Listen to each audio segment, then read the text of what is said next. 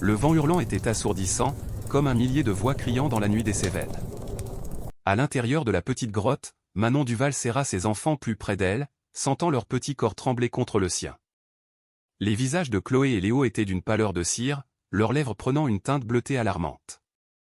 Alors que la température chutait de manière vertigineuse, une pensée terrible se cristallisa dans l'esprit de Manon.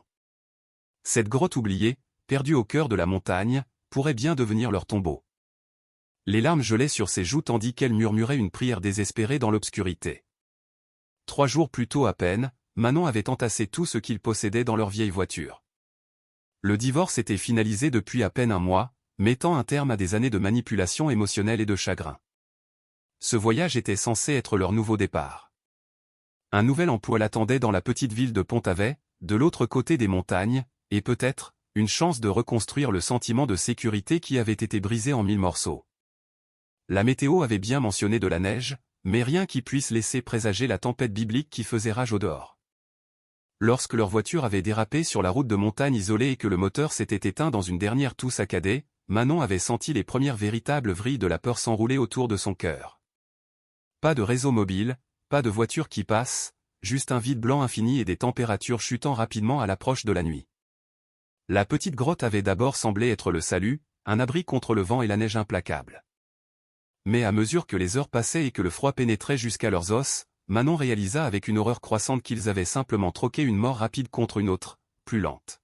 « Maman, j'ai si froid », murmura Chloé, sa voix d'enfant de 7 ans à peine audible par-dessus la tempête. Son petit frère Léo, âgé de seulement 5 ans, avait complètement cessé de se plaindre, un silence bien plus effrayant que ses larmes précédentes. « Je sais, mon cœur. Reste tout près de moi. » La voix de Manon luttait pour rester stable. Elle avait déjà donné aux 2 enfants ses vêtements de rechange, son pull drapé maladroitement sur Chloé, son écharpe enroulée plusieurs fois autour du petit corps de Léo. Sa fine veste n'offrait plus guère de protection, mais elle endurerait n'importe quoi pour acheter à ses enfants quelques heures de vie supplémentaires. Le divorce lui avait presque tout pris, leur maison, leur sécurité financière, même certains amis qui avaient choisi leur camp. Mais Manon avait ses enfants, et cela la rendait plus riche que toutes les fortunes du monde. L'ironie de la situation ne lui échappait pas, après s'être battu si durement pour leur construire une nouvelle vie, il pourrait ne jamais la voir. « Raconte-nous une histoire », marmonna soudain Léo, ses premiers mots depuis plus d'1 heure. Manon déglutit difficilement. « Il était une fois », commença-t-elle, la voix légèrement cassée, un brave chevalier et ses 2 écuyers qui se perdirent dans une forêt d'hiver magique, tandis qu'elle improvisait un conte d'aventure et de magie. Manon vérifia sa montre. Presque minuit. Ils étaient dans la grotte depuis 6 heures.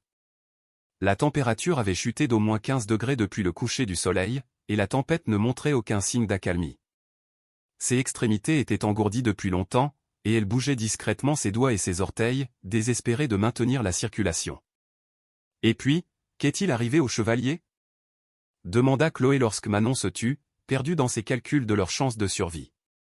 Le chevalier, Manon peina à continuer, le chevalier savait qu'ils avaient besoin d'aide, alors il a envoyé un appel magique, espérant que quelqu'un l'entendrait. « Comme une prière » demanda Léo, ses yeux immenses dans son visage pâle. « Oui, exactement comme une prière. » Manon les serra encore plus fort, formant un cercle étroit de chaleur partagée. « Envoyons tous ensemble un appel magique, d'accord ?» Pour les enfants, c'était un jeu. Mais pour Manon, la supplication chuchotée qu'ils envoyèrent dans les ténèbres portait tout le poids du désespoir d'une mère mourante. Elle pensa à sa propre mère, emportée par un cancer 5 ans auparavant. « Je suis désolée, maman », pensa-t-elle. « J'ai essayé d'être forte comme tu me l'as appris. » Les heures s'écoulèrent lentement. Les enfants entraient et sortaient d'un sommeil dangereux que Manon s'efforçait d'empêcher, les secouant doucement chaque fois que leurs yeux restaient fermés trop longtemps. Son propre épuisement était un poids physique qui l'attirait vers un sommeil dont elle savait qu'il pourrait être permanent. « Nous devons rester éveillés », murmura-t-elle, se pinçant le bras assez fort pour se faire un bleu. « Juste jusqu'au matin. Les secours viendront le matin. » Mais même en le disant, Manon savait que c'était un mensonge. La tempête devait durer encore au moins un jour. Personne ne savait exactement où ils se trouvaient. Leur voiture était probablement déjà ensevelie sous la neige. La probabilité statistique d'être secourue était infime. Chloé s'agita contre elle, ses petits doigts agrippant la chemise de Manon. « Maman, je crois que je vois quelque chose. »« Ce ne sont que des ombres, ma chérie. » La calma Manon, supposant que sa fille commençait à être désorientée par le froid. « Non, regarde, à l'entrée de la grotte. » Manon leva lentement la tête, économisant son énergie même dans ce petit mouvement. Au début, tout ce qu'elle vit fut la même scène qui la tourmentait depuis des heures, un tourbillon de neige contre une obscurité absolue. Puis un éclair de mouvement, une forme distincte des motifs chaotiques de la tempête. Une fourrure dorée captant la faible lueur de la lune. Des yeux intelligents brillant comme deux ombres jumelles dans la pénombre. Un chien, un magnifique golden retriever, se tenait à l'entrée de la grotte, sa posture alerte mais calme malgré la tempête déchaînée. Il pencha la tête, les étudiant avec une intensité qui semblait presque humaine. Un chien. Chuchota Manon, se demandant si l'hypothermie avait progressé jusqu'aux hallucinations. L'animal s'avança, ses pattes laissant des empreintes humides sur le sol de la grotte. Il était réel, incroyablement, merveilleusement réel. Léo tendit une main tremblante. Gentil toutou. Le chien s'approcha prudemment, permettant aux doigts de Léo d'effleurer sa fourrure, puis se retourna vers l'entrée de la grotte. Il regarda par-dessus son épaule vers eux, fit quelques pas dans la tempête, puis regarda à nouveau en arrière. « Je crois, dit Chloé lentement, je crois qu'il veut qu'on le suive. »« C'est de la folie, » murmura Manon alors même qu'une lueur d'espoir s'allumait dans sa poitrine. « C'est probablement juste un chien errant ou en fuite. » Mais le comportement du chien était trop délibéré, trop intentionnel. Il revint vers eux, tira doucement sur la manche de Manon avec une délicatesse surprenante, puis se dirigea de nouveau vers l'entrée. « Il essaie de nous aider » insista Chloé avec la certitude absolue d'une enfant. Manon pesa leurs options, qui étaient brutalement rares. Rester et mourir de froid avec certitude avant le matin, ou suivre cet animal mystérieux dans la tempête avec la plus infime chance de salut. « D'accord, décida-t-elle, se relevant péniblement et tirant les enfants avec elle. « Nous allons le suivre, mais restez juste à côté de moi, tous les deux. Tenez-moi la main et ne lâchez pas. » Le premier pas hors de la grotte fut comme entrer dans un mur de glace. Le vent coupa le souffle de Manon, et elle douta un instant de sa décision, mais le golden retriever se déplaçait avec confiance dans la neige, s'arrêtant de temps en temps pour s'assurer qu'il suivait. Chaque pas était une agonie. La neige atteignait la mi-cuisse par endroits, et Manon devait souvent soulever entièrement Léo, le portant sur de courtes distances avant que ses forces ne l'abandonnent. Chloé avançait péniblement à ses côtés, son petit visage tendu par une détermination qui dépassait son âge. « Je n'en peux plus » haleta Manon après ce qui sembla une éternité, ses jambes se dérobant sous elle. Il suivait le chien depuis près de 30 minutes, et son corps était en train de lâcher à cause du froid et de l'effort. « Je ne peux pas aller plus loin. » Le chien revint instantanément, pressant son corps chaud contre le sien, ses yeux reflétant ce qui semblait incroyablement être de la compréhension. Il aboya une fois, sèchement, le premier son qu'ils avaient entendu de lui. « Regarde !» cria Chloé par-dessus le vent, en pointant devant elle. « Maman !» « Regarde !» À travers le rideau de neige tourbillonnante, des lumières scintillaient. Pas les points froids et distants des étoiles, mais les rectangles dorés et chauds de fenêtres. Un bâtiment, un grand, se dressait à moins de 100 mètres. Le château de la Croix. « Oh mon Dieu !» souffla Manon, trouvant une force nouvelle. « Allez, les enfants. On y est presque. » Ils poussèrent en avant, le chien les menant infailliblement vers les lumières. En se rapprochant, la silhouette du bâtiment émergea de la tempête. Une structure massive avec la grandeur inimitable de la vieille richesse, un château incroyablement situé dans cette nature sauvage et reculée. Au moment où ils atteignirent les marches de l'entrée, Manon traînait pratiquement les deux enfants. Sa vision se rétrécissait, l'obscurité s'insinuant sur les bords alors que son corps approchait de ses limites. Le chien bondit en avant, disparaissant sur le côté de la maison. « Attends !» appela faiblement Manon, la peur de perdre leur guide rivalisant avec le soulagement d'avoir trouvé un abri. Elle se hissa avec les enfants sur les imposantes marches de pierre jusqu'à l'immense porte d'entrée. Avec le reste de ses forces, elle leva le poing et frappa, le son faible contre le bois massif. Aucune réponse. Elle frappa à nouveau, plus fort, le désespoir prêtant force à son mouvement. Toujours rien. Chloé se pencha et essaya la poignée de porte ornée. À l'étonnement de Manon, elle tourna facilement. « C'est ouvert » dit Chloé comme si c'était la chose la plus naturelle du monde. La lourde porte pivota vers l'intérieur, révélant une entrée caverneuse baignée d'une lumière chaude. La chaleur afflua pour les étreindre. Le contraste avec la tempête glaciale était si soudain qu'il en était presque douloureux. « Bonjour » appela Manon, sa voix résonnant. « Y a-t-il quelqu'un ? Nous sommes des voyageurs bloqués. Nous avons besoin d'aide. » Seul le silence répondit, brisé par le tic-tac d'une horloge invisible. Ils entrèrent, refermant la porte sur la tempête. Le hall d'entrée était magnifique. Des sols en marbre, un escalier majestueux, des meubles anciens qui parlaient à la fois de richesse et de goût. Mais c'était la chaleur qui donnait à Manon envie de pleurer de gratitude. Une chaleur réelle et bénie. « Où est tout le monde ? » demanda Léo, sa voix petite dans le grand espace. « Je ne sais pas, » admit Manon, aidant les enfants à enlever leurs vêtements extérieurs mouillés. « Mais nous sommes à l'abri du froid. C'est ce qui compte pour l'instant. » Alors que la sensation revenait douloureusement dans ses extrémités, Manon prit conscience de leur environnement. Le château était impeccablement entretenu, sans une trace de poussière visible sur aucune surface. Pourtant, il semblait vide. Pas abandonné, mais comme si ses occupants venaient de sortir un instant auparavant. « Maman, regarde toutes les photos », dit Chloé en s'approchant du mur le plus proche. Des portraits bordaient le couloir, des peintures à l'huile dans de lourds cadres dorés. La plupart représentaient le même homme à différents âges, beau, avec un regard intelligent et la posture confiante de quelqu'un habitué à l'autorité. Dans le plus grand portrait, il se tenait à côté du même Golden Retriever qui les avait conduits en sécurité. Pierre Delacroix, lut Manon sur la petite plaque sous le portrait central. « Qui êtes-vous, monsieur Delacroix, et pourquoi votre maison est-elle déverrouillée au milieu de nulle part pendant un blizzard ?» Un aboiement soudain les fit sursauter. Le Golden Retriever avait réapparu, assis calmement au pied de l'escalier comme s'il avait attendu qu'il le remarque. « Te voilà !» s'exclama Léo avec délice. « Merci de nous avoir sauvés, Toutou. » Le chien remua la queue une fois, puis se tourna et trottina plus profondément dans le château. « Je crois qu'il veut qu'on le suive encore, » dit Chloé, se mettant déjà en mouvement. « Attendez, » prévint Manon, ses instincts maternels luttant avec sa gratitude. « Nous ne savons pas à qui appartient cette maison. Nous ne pouvons pas nous promener comme ça. » Mais le chien vit ici, raisonna Léo avec la logique d'un enfant. « Regarde, il est sur la photo avec cet homme, donc c'est bon. » Avant que Manon ne puisse formuler une réponse, le son de pas résonna d'en haut.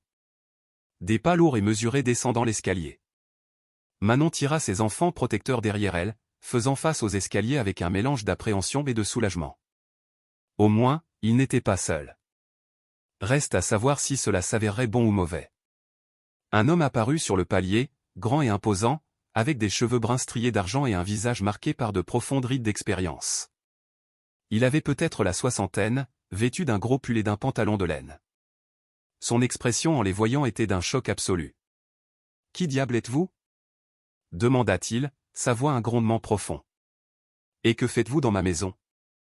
La question de l'homme resta suspendue dans l'air, son visage un masque de suspicion et de surprise. Manon resserra instinctivement sa prise sur les épaules de ses enfants. « Je suis désolée pour l'intrusion, » dit-elle, s'efforçant de garder une voix stable. « Notre voiture est tombée en panne dans la tempête. Nous nous abritions dans une grotte quand votre chien nous a trouvés et nous a conduits ici. » La porte était déverrouillée. Le regard de l'homme se déplaça vers le Golden Retriever, qui était revenu s'asseoir calmement à côté d'eux. Son expression s'adoucit presque imperceptiblement. « Mon chien » répéta-t-il, une note étrange dans la voix. « Je n'ai pas de chien. » Un silence gêné s'ensuivit alors qu'il regardait tout le Golden Retriever qui semblait tout à fait à l'aise, secouant les dernières neiges de son pelage. « Mais il est sur le portrait, » dit Chloé en montrant la peinture de Pierre Delacroix. « Avec cet homme. » Les yeux de l'étranger se plissèrent alors qu'il descendait les dernières marches. De près, Manon pouvait voir les profondes ombres sous ses yeux, le léger tremblement de ses mains, suggérant soit l'âge, soit une grande tension. « Ce n'est pas moi sur le portrait, » dit-il sèchement. « C'est Pierre Delacroix. » C'était sa maison. « C'était » questionna Manon. « Il a disparu il y a 5 ans. » L'homme les étudia d'un œil critique. « Vous étiez vraiment pris dans la tempête. » Manon hocha la tête. Nous avons failli y mourir. Je suis Manon Duval. Voici mes enfants, Chloé et Léo. Jean Moreau, répondit-il après un moment d'hésitation. Je suis le gardien. Quelque chose dans son ton suggérait que ce n'était pas tout à fait vrai. Mais Manon n'était pas en position de le contester. S'il vous plaît, dit-elle. Nous avons juste besoin d'un abri jusqu'à ce que la tempête passe. Les enfants sont épuisés et affamés. Le regard de Jean s'adoucit légèrement en voyant Chloé et Léo, qui luttaient pour rester debout après leur épreuve. Bien, concéda-t-il. Vous pouvez rester jusqu'à ce que la route soit dégagée. Il y a beaucoup de place, Dieu sait. Il se tourna brusquement. Suivez-moi. Vous avez besoin de vêtements secs et de nourriture. Il les conduisit en haut du grand escalier, le Golden Retriever trottant à leur côté comme s'il avait fait partie de leur groupe depuis le début. Si le chien n'est pas à vous, demanda Léo innocemment, à qui est-il? Jean jeta un regard indéchiffrable à l'animal. Comme je l'ai dit, il appartenait à Delacroix. Mais c'était il y a 5 ans, souligna Manon. Qui s'est occupé de lui? Il va et vient, répondit vaguement Jean.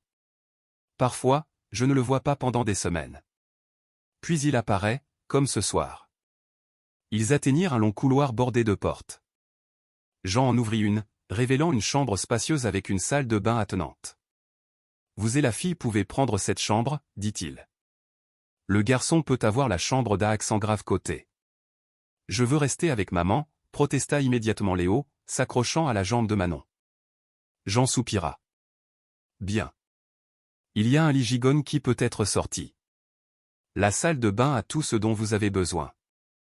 Je vais vous trouver des vêtements secs. Il se tourna pour partir, puis s'arrêta. La cuisine est en bas, première porte après la salle à manger. Servez-vous. Je ne prépare pas les repas. Sur ce, il disparut, les laissant seuls dans la somptueuse chambre. Le chien, cependant, resta, s'installant confortablement sur le tapis moelleux près de la cheminée. Il n'est pas très amical, observa Chloé, assise sur le bord de l'immense lit à baldaquin. Il nous a laissé rester, lui rappela Manon, se dirigeant déjà vers la salle de bain pour faire couler un bain chaud pour les enfants. C'est assez amical pour moi en ce moment. En moins d'1 heure, les 2 enfants étaient baignés, vêtus de t-shirts trop grands que Jean avait laissés devant leur porte, et profondément endormis dans les lits confortables. Manon prit son tour dans le bain, se permettant enfin de digérer les événements de la journée alors que l'eau chaude dégelait ses membres glacés. Ils avaient failli mourir aujourd'hui. La réalisation la frappa avec une force retardée, faisant monter les larmes à ses yeux. Sans le mystérieux chien qui veillait encore dans leur chambre, ils auraient certainement péri dans cette grotte. Après s'être habillés avec les vêtements fournis, un pantalon de survêtement et une chemise en flanelle qui sentait légèrement le cèdre, Manon se sentit trop nerveuse pour dormir malgré son épuisement. La chute d'adrénaline la laissa à la fois vidée et étrangement alerte. Le Golden Retriever leva la tête alors qu'elle se dirigeait vers la porte. « Je vais juste chercher quelque chose à manger », chuchota-t-elle. « Reste avec les enfants, d'accord ?» Comme s'il comprenait parfaitement, le chien se recoucha, les yeux fixés protecteurs sur les enfants endormis. Le château était étrangement silencieux alors que Manon descendait. Les seuls bruits étaient ses propres pas et le craquement occasionnel du vieux bois. La cuisine, quand elle la trouva, était un mélange de charme d'antan et de commodité moderne. Des casseroles en cuivre suspendues au-dessus d'un immense îlot côtoyaient des appareils en acier inoxydable qui semblaient à peine utilisés. Elle se préparait un simple sandwich quand la voix de Jean retentit de l'embrasure de la porte. « Vous n'arrivez pas à dormir ?» Manon sursauta, manquant de faire tomber le couteau. « Vous êtes très silencieux. »« Vieille habitude, répondit-il. Entrant dans la cuisine sans demander, il sortit une bouteille d'un placard et versa un liquide ambré dans 2 verres. Il en fit glisser un vers elle. « Vous avez l'air d'en avoir besoin. » Manon accepta le digestif offert avec un petit signe de tête reconnaissant. « Quelle journée !»« Frôler la mort, ça vous fait ça ?» dit sèchement Jean, s'asseyant à l'îlot. De près et sous une meilleure lumière, Manon put l'étudier correctement. Ses traits étaient plus rudes que beaux, burinés par le temps et ce qui semblait être des épreuves considérables. Il y avait en lui une vigilance, une tension contenue qui ne se dissipait jamais complètement. « Vous ne semblez pas surpris que des étrangers se présentent pendant un blizzard, observa-t-elle. Jean prit une longue gorgée de sa boisson. « Plus rien ne me surprend. Vous avez dit que vous étiez le gardien, mais vous vivez ici seul, s'aventura Manon. Je préfère la solitude. Dans une maison de cette taille. Son expression se durcit légèrement. Je ne savais pas que l'hébergement incluait un interrogatoire.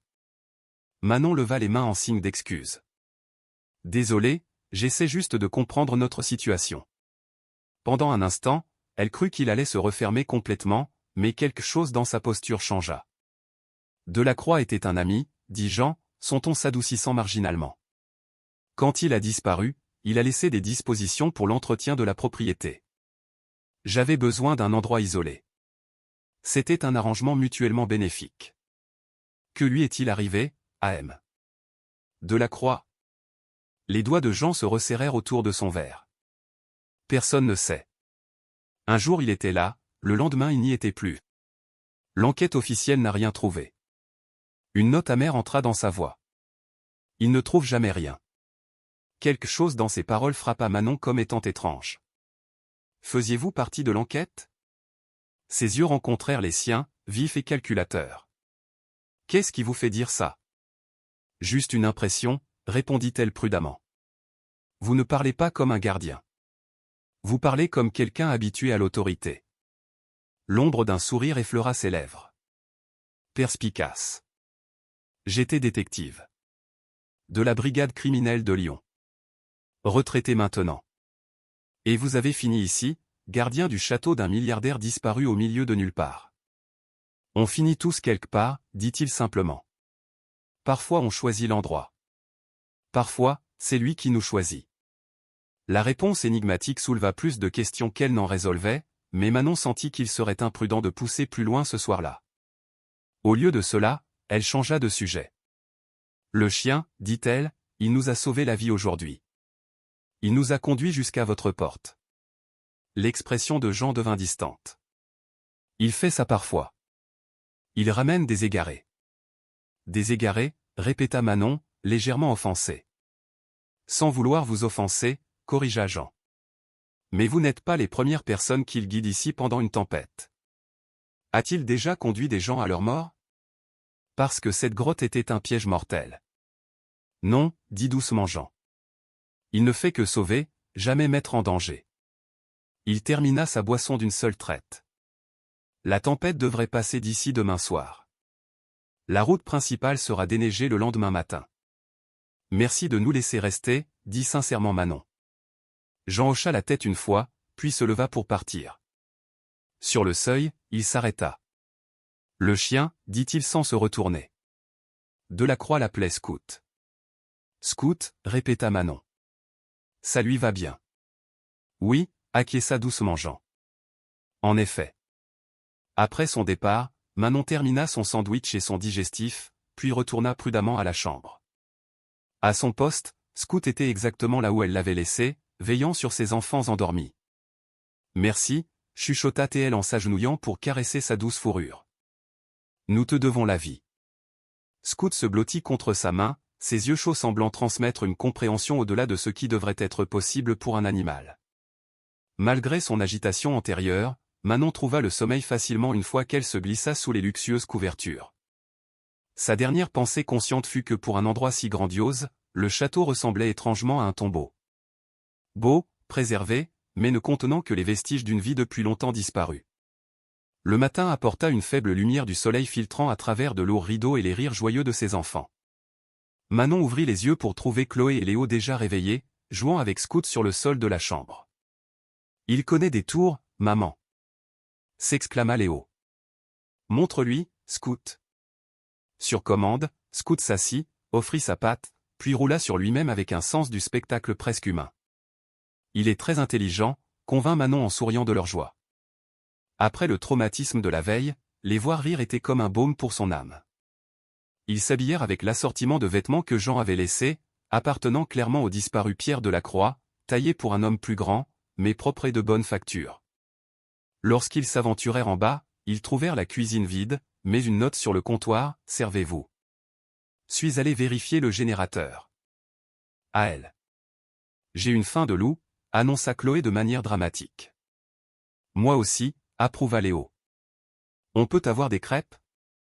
La simple domesticité de préparer le petit déjeuner dans la grande cuisine semblait surréaliste après leur expérience de mort imminente, mais Manon l'embrassa, reconnaissante pour ce moment de normalité. Scout s'assit patiemment à proximité, acceptant les quelques bouchées occasionnelles avec une retenue de gentleman. Pendant qu'il mangeait, Manon remarqua que l'attention de ses enfants était constamment attirée par les fenêtres où la tempête poursuivait son assaut, bien qu'avec moins de férocité que la nuit précédente. « Quand est-ce qu'on peut aller explorer ?» demanda Léo, la bouche pleine de crêpes au sirop. « Nous sommes des invités ici, pas des touristes, lui rappela Manon. Nous devrions rester dans les zones que aime Moreau nous a montré. Mais Scout veut nous montrer quelque chose, insista Chloé. Il n'arrête pas d'aller à la porte et de revenir. Manon jeta un coup d'œil au Golden Retriever qui se tenait en effet près de la porte de la cuisine, les regardant avec attente. Après le petit déjeuner, elle fit un compromis. Et on reste ensemble, d'accord ? Dès que la vaisselle fut faite, Scout mena leur petite procession à travers le rez-de-chaussée du château. Manon ne put s'empêcher de s'émerveiller de l'endroit. Chaque pièce était un témoignage de goût raffiné et de vieille fortune. De la bibliothèque avec ses étagères du sol au plafond à la salle de musique abritant un piano à queue et des instruments anciens sous vitrine. Scout se déplaçait avec détermination, s'arrêtant de temps en temps pour s'assurer qu'ils suivaient. Il les conduisit à un bureau lambrissé dominé par un bureau massif et d'autres portraits de Pierre Delacroix à divers âges. Une photographie le montrait recevant une sorte de prix humanitaire. Une autre le représentait posant la première pierre d'un chantier de construction. Il construisait des choses, observa Chloé en étudiant les photos. On dirait qu'il a construit beaucoup de choses, convint Manon, notant les plaques commémorant des hôpitaux, des écoles et des lotissements. Scout se dirigea vers une étagère spécifique et s'assit, levant les yeux avec attente. « Qu'y a-t-il, mon grand ?» demanda Léo en s'approchant de l'étagère. Manon le rejoignit, examinant les livres. Rien ne semblait inhabituel jusqu'à ce qu'elle remarque un vide là où un livre avait été enlevé. Scout gratta l'espace vide, gémissant doucement. « Il manque quelque chose », murmura Manon. Le bruit de pas les fit tous se retourner. Jean se tenait dans l'embrasure de la porte, son expression indéchiffrable. « Je vois que vous avez rencontré le guide touristique, » dit-il sèchement en faisant un signe de tête vers Scout. « Nous étions justes. » commença Manon en s'excusant. Jean balaya son explication d'un geste de la main. « C'est bon. Scout a ses habitudes. » C'était la pièce préférée de Pierre. « Il semble que c'était un homme intéressant », s'aventura Manon en désignant les photographies. « Il l'était », confirma Jean, une véritable affection se glissant dans son ton habituellement réservé. Un esprit brillant, un milliardaire autodidacte qui n'a jamais oublié d'où il venait. Il a utilisé sa fortune pour aider les gens qui lui rappelaient le jeune homme qu'il avait été. « Comment le connaissiez-vous » demanda Chloé avec audace. Jean hésita, comme s'il débattait de ce qu'il devait partager. « Nous nous sommes rencontrés lors d'une affaire il y a des années. Il était témoin. Nous sommes restés en contact. »« Qu'est-ce qui manque sur l'étagère » demanda Manon en désignant le vide que Scout avait identifié. Quelque chose vacilla dans les yeux de Jean. Reconnaissance, puis lassitude. Juste un vieux journal.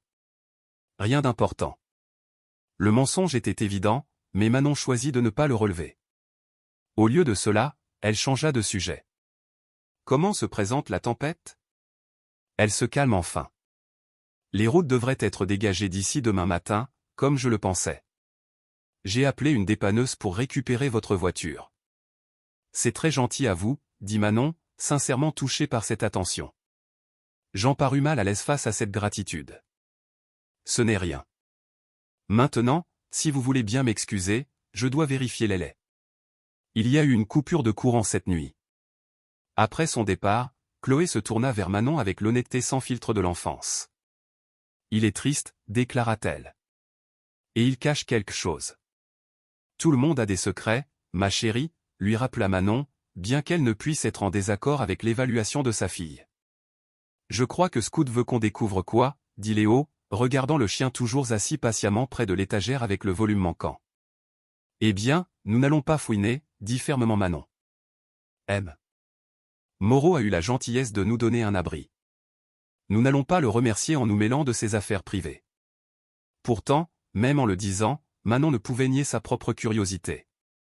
Il y avait clairement bien plus à découvrir sur Jean Moreau et ce magnifique château isolé que ce que l'on voyait, et d'une manière ou d'une autre, le mystérieux scout semblait déterminé à le découvrir.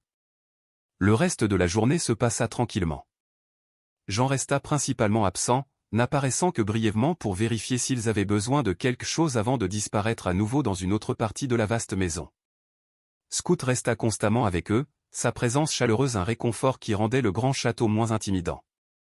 Ce soir-là, alors que Manon bordait ses enfants, Chloé posa la question qui se préparait toute la journée. « Maman, pourquoi Scout veut-il si fort qu'on trouve ce livre manquant ?» Manon lissa les cheveux de sa fille. « Je ne sais pas, ma chérie.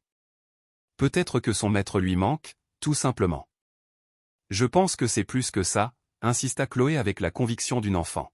« Je pense qu'il essaie de nous dire quelque chose d'important. »« Eh bien, quoi que ce soit, ça devra attendre demain matin, » dit Manon en l'embrassant sur le front. « C'est l'heure de dormir maintenant. » Une fois les enfants endormis, Manon se sentit de nouveau attirée vers le bas. La grande maison était étrangement silencieuse la nuit, le clair de lune entrant par les hautes fenêtres pour projeter des ombres allongées sur les meubles anciens. Elle n'avait pas l'intention de retourner au bureau, mais ses pieds Y conduisirent néanmoins. Elle se dit qu'elle se dégourdissait simplement les jambes, luttant contre l'agitation qui accompagnait le fait d'être coincée dans un endroit étrange. La porte du bureau était entr'ouverte, une fente de lumière chaude indiquant qu'il n'était pas vide. Manon hésita, ne voulant pas s'imposer si Jean était à l'intérieur. Elle était sur le point de faire demi-tour quand elle entendit sa voix, basse, rauque et remplie d'une émotion qu'elle ne put identifier immédiatement. « Je sais ce que tu fais, » disait-il, « mais ça ne les ramènera pas.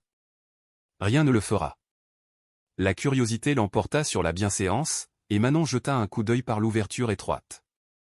Jean était assis au bureau, un verre de digestif à portée de main, s'adressant à Scout, qui était assis attentivement devant lui. « 5 ans, et tu essaies toujours de réparer ce qui ne peut pas l'être, » continua Jean, la voix légèrement brisée. « Pourquoi ne peux-tu pas comprendre ? C'est trop tard. » Scout gémit doucement, posant sa patte sur le genou de Jean. « Je sais, mon grand. Il me manque aussi. » Le chagrin brut dans la voix de Jean serra la poitrine de Manon. Elle dut faire un petit bruit, car soudain la tête de Jean se redressa, ses yeux trouvant les siens à travers la porte. « Je suis désolée, » dit-elle rapidement, embarrassée d'avoir été surprise à écouter aux portes. « Je me promenais et j'ai vu la lumière. » L'expression de Jean se ferma, la vulnérabilité qu'elle avait vue disparaissant derrière sa réserve habituelle. « Il est tard. Vous devriez vous reposer. »« De qui parliez-vous » demanda doucement Manon, entrant dans la pièce malgré son désir évident de solitude. « Quand vous avez dit « eux ». Pendant un instant, elle crut qu'il ne répondrait pas. Puis quelque chose en lui sembla se dégonfler. « Ma famille, » dit-il tranquillement. « Ma femme Valérie, notre fille Manon. Elles sont mortes il y a 5 ans. »« Je suis tellement désolé, » dit Manon, et elle le pensait. C'était un accident ? Le rire de Jean n'avait aucune once d'humour. Ça aurait été plus facile à accepter. Non, ce n'était pas un accident. Elles ont été assassinées. La déclaration brutale flotta dans l'air entre eux. Dur et terrible. L'affaire qui m'a mis en contact avec Pierre, continua Jean après un moment, sa voix distante, consistait à enquêter sur un syndicat du crime qui blanchissait de l'argent par le biais de projets de construction. Pierre développait des propriétés dans le même secteur, a remarqué des irrégularités et s'est présenté comme témoin. Il prit une lente gorgée de son digestif avant de continuer. Son témoignage a été crucial, il a fait tomber plusieurs aux responsables, mais un s'est échappé, le chef du réseau, un homme nommé Victor Mercé. Les jointures de Jean blanchirent autour de son verre. Mercé a juré de se venger de tous ceux qui étaient impliqués dans l'affaire. 3 mois plus tard, je suis rentré chez moi et j'ai trouvé. Il s'interrompit, incapable de terminer la phrase. C'est à ce moment-là que Pierre a disparu, dit doucement Manon, faisant le lien. Jean hocha la tête une fois. La théorie officielle était que Mercé l'avait tué aussi. Mais aucun corps n'a jamais été retrouvé. Et vous êtes venu ici ? Pourquoi ? Après ce qui s'est passé, je n'étais pas bien. Obsédé par l'idée de trouver Mercé. J'ai failli me détruire dans le processus. Pierre avait laissé des instructions pour que j'aie accès à cette propriété si quelque chose lui arrivait. Ses avocats m'ont contacté. Un fantôme de sourire effleura ses lèvres. Pierre a toujours eu une capacité déconcertante à anticiper les besoins des autres. Donc, vous vivez ici depuis, dit Manon, rassemblant les pièces du puzzle. Caché du monde. Pas caché, corrigea vivement Jean. En attente. De quoi? Ses yeux rencontrèrent les siens. Et l'intensité qu'ils contenaient était saisissante. De réponse. De justice. De ce qui viendra en premier. Scout se plaça entre eux, regardant de l'un à l'autre, comme s'ils suivaient leur conversation. Le regard intelligent du chien fit se demander à Manon, pas pour la première fois, s'il comprenait bien plus qu'un animal ne le devrait. « Et Scout » demanda-t-elle, c'était le chien de Pierre, mais il reste avec vous. Comme je l'ai dit, il va et vient. Parfois, il disparaît pendant des semaines. Mais il revient toujours. L'expression de Jean s'adoucit en regardant le Golden Retriever. Pierre l'appelait sa conscience. Il disait que Scout pouvait sentir la bonté chez les gens. Savait toujours qui avait besoin d'aide. Il savait certainement que nous avions besoin d'aide la nuit dernière, convint Manon. Oui, dit Jean, l'étudiant avec un intérêt renouvelé. Il n'a jamais amené quelqu'un comme vous auparavant. Que voulez-vous dire? Les autres étaient des voyageurs, des randonneurs, des gens de passage. Pas une mère avec de jeunes enfants commençant une nouvelle vie. La perception de Jean était d'une précision déconcertante. Je me demande ce que Scout pense que vous devez faire ici. La question resta en suspens entre eux, sans réponse, mais lourde de sous-entendus. Dehors, la tempête continuait de faire rage, bien qu'avec une fureur décroissante. Une métaphore parfaite, pensa Manon, pour la tempête émotionnelle contenue entre les murs du château. L'aube apporta un paysage transformé. La tempête était enfin passée, laissant derrière elle une couverture blanche immaculée qui scintillait sous un ciel clair. Manon se tenait à la fenêtre de la chambre, regardant le soleil se lever sur les montagnes enneigées, un espoir prudent grandissant en elle. Si les routes étaient dégagées, comme Jean le prédisait, ils pourraient reprendre leur voyage d'ici l'après-midi.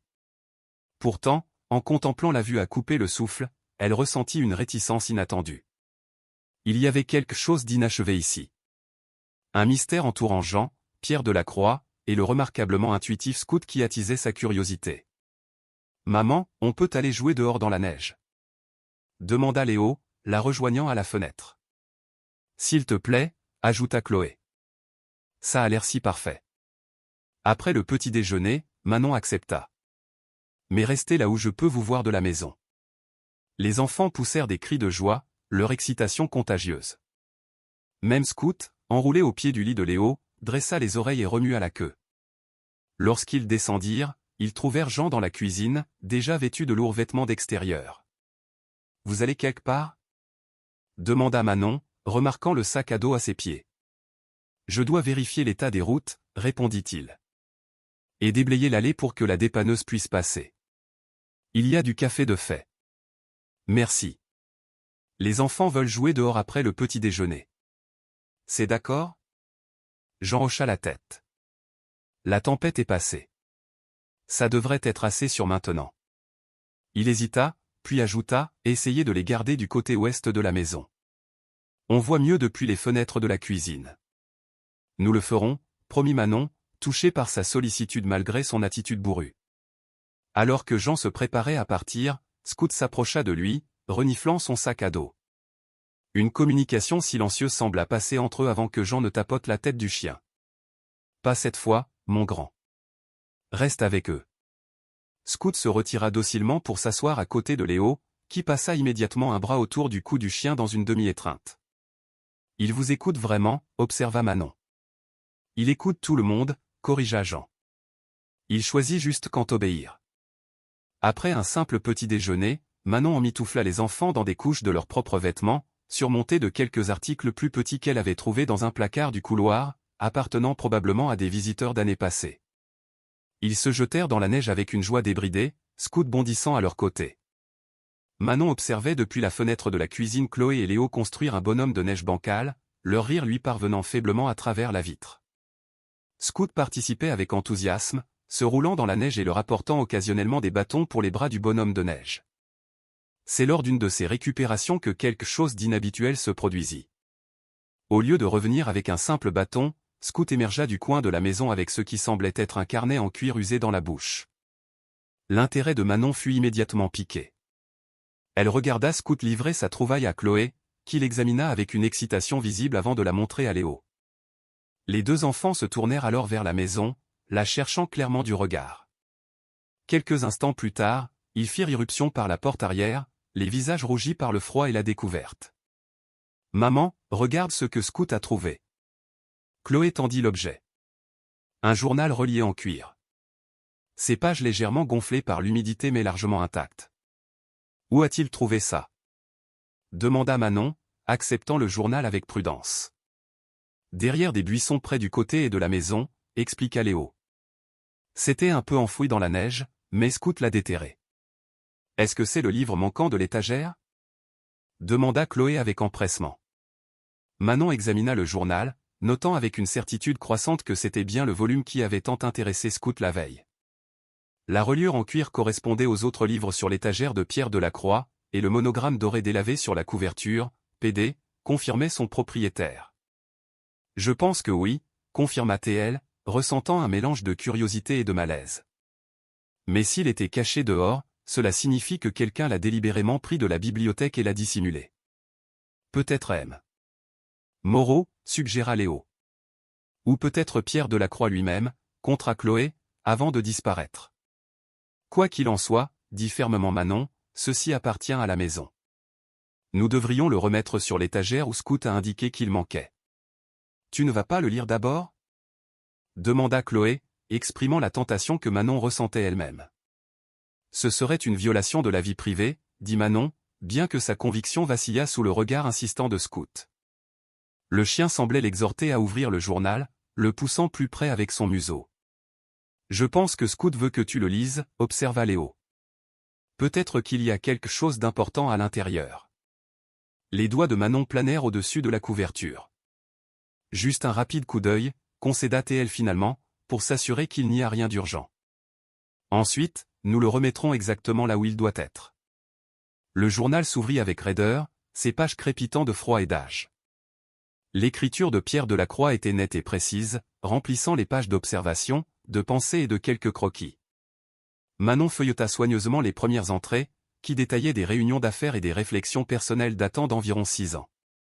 Ce n'est que lorsqu'elle atteignit les entrées d'il y a 5 ans, à l'époque du meurtre de la famille de Jean et de la disparition de Pierre, que son attention fut vraiment captée. 15 avril, luait à haute voix. Le monde de Jean s'est effondré. Valérie et Manon sont partis, enlevés par les hommes de Mercé dans l'acte de vengeance le plus lâche qui soit. La police n'a aucune piste. Jean est consumé par le chagrin et la rage, une combinaison dangereuse que je ne connais que trop bien. Je crains ce qu'il pourrait faire, jusqu'où il pourrait aller dans la poursuite d'une justice que la loi ne peut fournir. Chloé et Léo écoutaient les yeux grands ouverts, trop jeunes pour comprendre pleinement la tragédie, mais assez âgés pour en reconnaître la gravité. Manon continua à lire, parcourant plusieurs entrées décrivant l'inquiétude croissante de Pierre pour l'état mental de Jean et sa propre paranoïa grandissante concernant l'organisation de Mercé. Puis elle trouva une entrée qui lui coupa le souffle. 30 mai. Mes sources confirment que Mercé a commandité ma mort. J'en serai le prochain. J'ai finalisé mon plan de secours. C'est le seul moyen de nous sauver tous les deux et de traduire un jour Mercé en justice. Peu de gens comprendront mon choix, mais c'est la seule voie à suivre. Jean me détestera au début. Je prie seulement pour qu'un jour il me pardonne, quand il comprendra toute la portée de ce que j'ai mis en mouvement. Qu'est-ce que ça veut dire ? Demanda Chloé, le front plissé de concentration. Je ne suis pas sûr, admit Manon en tournant la page. L'entrée suivante était la dernière du journal. 20 juin. Toutes les dispositions sont prises. Ma disparition est prévue pour demain. Les preuves contre Mercé sont sécurisées à l'endroit que seul Scout peut trouver. Ma fidèle conscience est mon gardien. Quand le moment sera venu, il saura qui y conduire. Le plus dur est de laisser Jean croire qu'un autre ami lui a été enlevé, mais c'est nécessaire pour sa sécurité. Mieux vaut qu'il me pleure que de rejoindre Valérie et Manon. J'ai donné instruction à mes avocats de lui offrir un sanctuaire ici, où les mesures de sécurité que j'ai installées le protégeront jusqu'à ce que mon travail soit terminé. Si je réussis, justice sera faite pour Valérie et Manon. Si j'échoue, au moins Jean sera à l'abri de la portée de Mercé. Manon referma lentement le journal, son esprit tournant à plein régime. Pierre Delacroix n'est pas mort, murmura-t-elle. Il a disparu intentionnellement pour protéger Jean et pour rassembler des preuves contre cet homme, Mercé. Alors, où est-il maintenant? Demanda Léo innocemment. Je ne sais pas, mon chéri, répondit Manon en jetant un coup d'œil à Scout. Le chien la regardait avec cette même intelligence troublante, son but soudainement plus clair. Mais je pense que Scout a essayé de nous mener à ses réponses depuis le début. On devrait le dire à M. Moreau, déclara Chloé. Attendez, prévint Manon. Nous devons y réfléchir. Ce journal a 5 ans. Si Pierre Delacroix est en vie, pourquoi n'a-t-il pas contacté Jean? Pourquoi Mercé n'a-t-il pas été traduit en justice? Peut-être que quelque chose a mal tourné dans son plan, suggéra Chloé, faisant preuve d'une perspicacité au-delà de son âge. Peut-être, convint Manon. Ou peut-être. Sa spéculation fut interrompue par le bruit de la porte d'entrée qui s'ouvrait et se fermait. Jean était de retour. Les oreilles de Scout se dressèrent, mais au lieu de courir pour l'accueillir comme prévu, le chien poussa le journal vers Manon avec son museau, puis alla s'asseoir devant la porte comme pour monter la garde. Il ne veut pas que M. Moreau sache qu'on l'a trouvé, chuchota Léo, comprenant rapidement. Pas encore, convint rapidement Manon, glissant le journal dans la poche intérieure de son pull emprunté. N'en parlons pas tant que nous n'en saurons pas plus. C'est une affaire de grand. Les deux enfants hochèrent la tête solennellement, reconnaissant la gravité de la situation malgré leur jeune âge. Jean apparut dans l'embrasure de la cuisine, tapant la neige de ses bottes. La route vers l'autoroute est dégagée, annonça-t-il. La dépanneuse sera là vers midi pour récupérer votre voiture. Il devrait pouvoir la faire démarrer, ou au moins la remorquer jusqu'à un garage d'ici ce soir.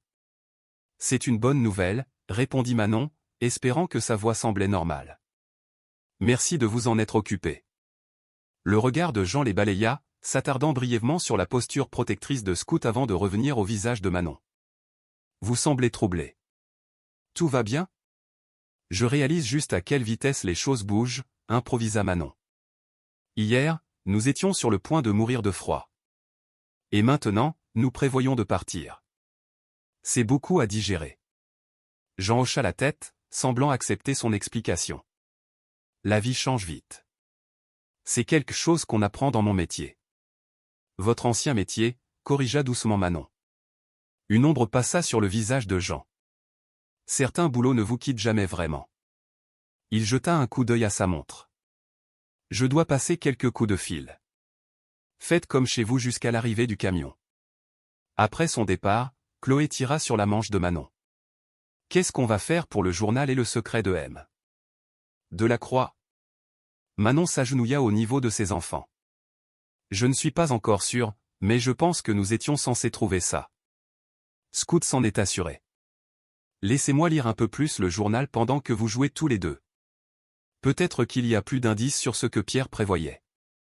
Pendant que les enfants retournaient à leur bonhomme de neige sous l'œil vigilant de Scout, Manon se retira sur un siège de fenêtre dans la bibliothèque où elle pouvait à la fois superviser leur jeu et examiner le journal plus attentivement. Les entrées antérieures dépeignaient Pierre Delacroix comme un homme brillant et compatissant, profondément troublé par la corruption qu'il avait découverte et la menace subséquente pour ceux qu'il aimait. Son amitié avec Jean était clairement profonde. Il écrivait sur leur conversation, le dévouement de Jean à sa famille, et plus tard, son chagrin dévastateur. Les références de Pierre aux preuves et à l'endroit que seul Scout peut trouver, étaient les plus intrigantes. Quelle que soit la preuve qu'il avait rassemblée contre Mercé, il l'avait cachée quelque part sur la propriété, croyant que Scout y mènerait la bonne personne le moment venu. C'est pour ça que tu nous as amenés ici? Murmura Manon, regardant le Golden Retriever jouer avec ses enfants. Est-ce que c'est ce que tu essaies d'accomplir? Le bruit de pas approchant la fit rapidement ranger le journal à nouveau. Jean apparut dans l'embrasure de la bibliothèque, son expression tendue. Quelque chose ne va pas? Demanda Manon, notant sa posture rigide. La dépanneuse ne peut pas venir, dit-il. Une avalanche plus bas sur la montagne a fermé la route d'accès principale. Ils disent qu'il faudra au moins 2 jours avant qu'elle soit dégagée. Oh, dit Manon, surprise par son propre soulagement à cette nouvelle. Eh bien, j'espère que nous n'abusons pas trop en restant plus longtemps. Jean balaya son inquiétude d'un geste. La maison a beaucoup d'espace. Et les enfants? Il s'arrêta, ses yeux dérivant vers la fenêtre où Chloé et Léo riaient. Ça faisait longtemps qu'il n'y avait pas eu de rire d'enfant ici. Ce sentiment inhabituel révéla un aperçu de l'homme sous l'extérieur endurci. Manon saisit l'occasion de créer un lien. Jean, commença-t-elle prudemment. Hier soir, vous avez parlé de votre famille. Je veux que vous sachiez que je comprends un peu ce que vous traversez. Mon mariage s'est terminé parce que mon mari est devenu quelqu'un d'autre, pas l'homme que je pensais avoir épousé. C'est une autre sorte de perte, mais je sais ce que l'on ressent quand la vie dévie soudainement du chemin que l'on attendait. L'expression de Jean s'adoucit marginalement. Depuis combien de temps? Le divorce a été finalisé le mois dernier, mais le mariage était mort depuis des années. Où alliez-vous avant la tempête? Pont-Avet, répondit Manon. J'ai un poste qui m'attend à l'école primaire là-bas, pour enseigner en CE1. Une enseignante? Jean hocha la tête comme si cela expliquait quelque chose à son sujet. Vous êtes doué avec les enfants. J'essaie de l'être. Bien que les miens me tiennent en haleine. Un silence confortable s'installa entre eux, rompu seulement lorsque Scout se mit à aboyer avec excitation à l'extérieur. Ils se tournèrent tous les deux pour voir le chien courir en cercle autour de quelque chose dans la neige. Qu'est-ce qu'il a encore trouvé? Marmonna Jean, plus pour lui-même que pour Manon. Ils regardèrent Chloé balayer la neige de ce que Scout avait découvert, révélant ce qui semblait être une poignée en métal sortant du sol. C'est une porte? Demanda Manon, se penchant plus près de la fenêtre. La posture de Jean changea instantanément, la tension rayonnant de chaque ligne de son corps. Restez ici, ordonna-t-il, se dirigeant déjà vers le couloir. Attendez, mes enfants sont dehors. Protesta Manon en se hâtant de le suivre. Le temps qu'ils atteignent la porte arrière, Chloé et Léo avaient réussi à dégager la majeure partie de la neige de ce qui était en effet une petite porte en métal encastrée dans le sol. L'entrée d'une cave ou d'un abri anti-tempête. Éloignez-vous de ça. Appela vivement Jean alors qu'il avançait péniblement dans la neige vers eux. Chloé leva les yeux, surprise par son ton. Mais Scout veut qu'on l'ouvre. Il n'arrête pas de gratter la poignée. En effet, le Golden Retriever était intensément concentré sur la porte en métal, jetant de temps en temps un regard en arrière vers les adultes qui approchaient comme pour les presser de se dépêcher. C'est juste une vieille cave de stockage, dit Jean, son ton décontracté démenti par la tension dans ses épaules. Rien d'intéressant là-dedans. Alors pourquoi Scout est-il si excité à ce sujet? Demanda Léo innocemment. Jean les atteignit, se plaçant entre les enfants et la porte de la cave. Scout s'excite aussi pour les écureuils. Ça ne veut pas dire qu'on doit creuser tous les trous du jardin. Manon rattrapa son retard, légèrement essoufflé par l'air froid.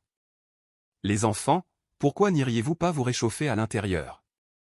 Vous êtes dehors depuis un bon moment. Mais maman. Commença à protester Chloé. Maintenant, s'il vous plaît, dit fermement Manon, utilisant sa voix d'enseignante qui ne tolérait aucune discussion. Avec des regards réticents vers la porte mystérieuse, les deux enfants se dirigèrent péniblement vers la maison. Scout, étonnamment, ne fit aucun mouvement pour les suivre. Au lieu de cela, il resta fermement planté à côté de l'entrée de la cave, les yeux fixés sur Jean avec ce que Manon ne pouvait décrire que comme un défi. Une fois les enfants en sécurité à l'intérieur, Manon se tourna vers Jean. Qu'y a-t-il vraiment là-dessous? Comme je l'ai dit, du stockage. Jean maintint sa position, bien que ses yeux ne quittent jamais Scout. Du vieil équipement, des outils de jardinage, rien qui vaille la peine de s'exciter. Alors pourquoi mentez-vous à ce sujet? Demanda directement Manon. La tête de Jean se tourna brusquement vers elle, la surprise évidente dans son expression. Pardon? Manon prit une profonde inspiration, décidant qu'il était temps de jouer carte sur table. J'ai trouvé le journal de Pierre, celui qui manquait sur l'étagère. Scout l'a déterré de la neige pendant que vous étiez parti ce matin. Le visage de Jean se vida de sa couleur. Qu'est-ce que ça a à voir avec tout ça? Je crois que... Manon l'interrompit doucement. Pierre a écrit sur les preuves qu'il a rassemblées contre Mercé, des preuves qu'il a cachées quelque part sur la propriété et que seul Scout peut trouver.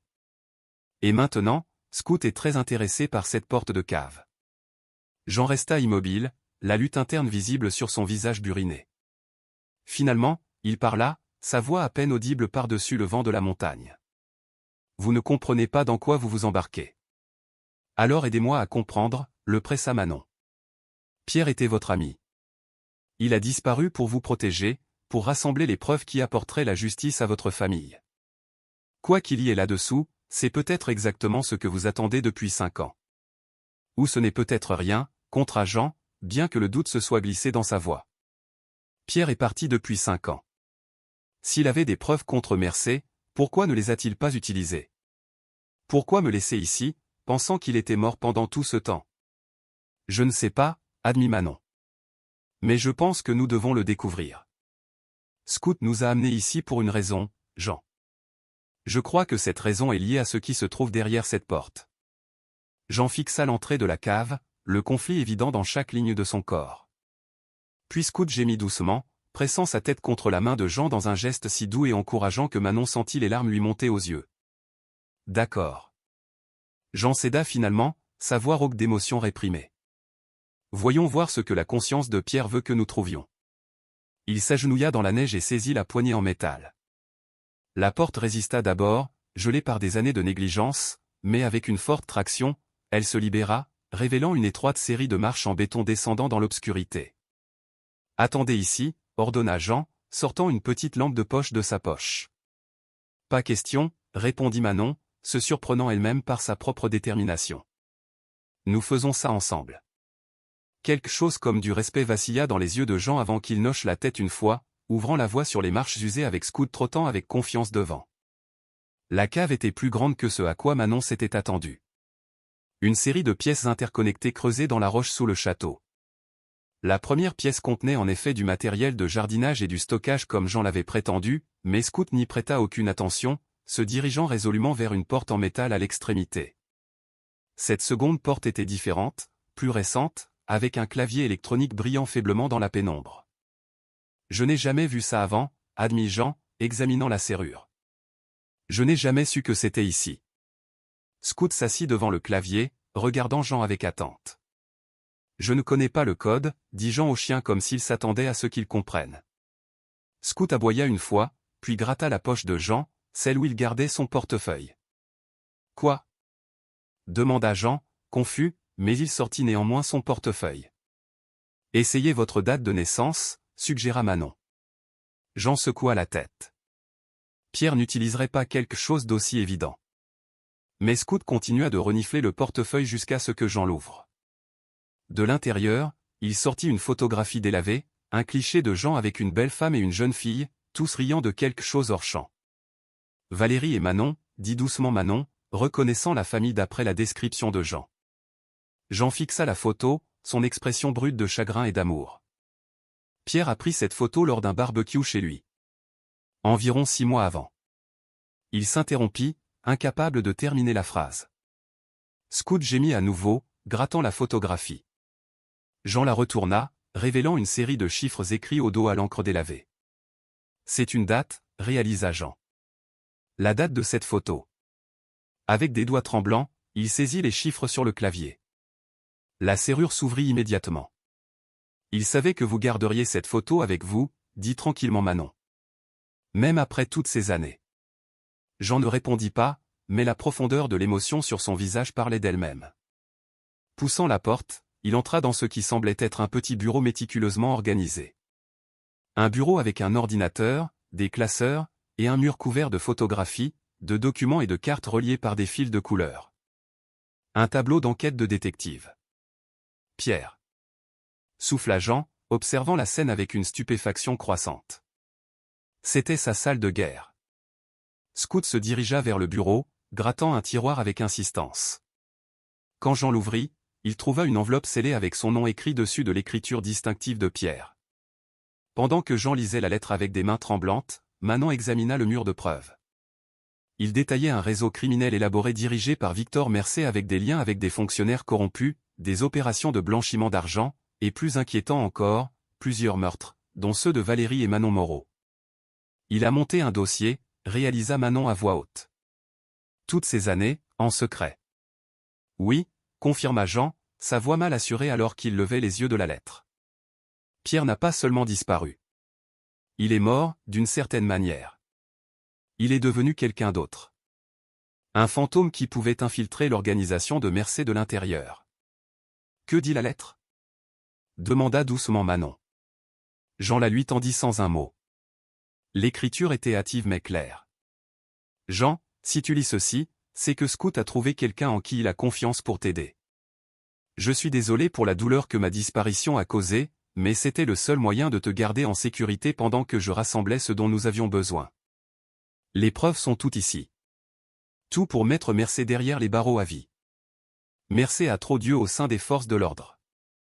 À l'heure qu'il est, je suis probablement mort depuis plusieurs années. Ma nouvelle identité m'a permis de documenter l'opération de Mercé de l'intérieur. La dernière pièce s'est mise en place le mois dernier. Je prendrai contact bientôt, dans les jours qui suivront le moment où Scout te conduira dans cette pièce. Sois prêt, mon vieil ami.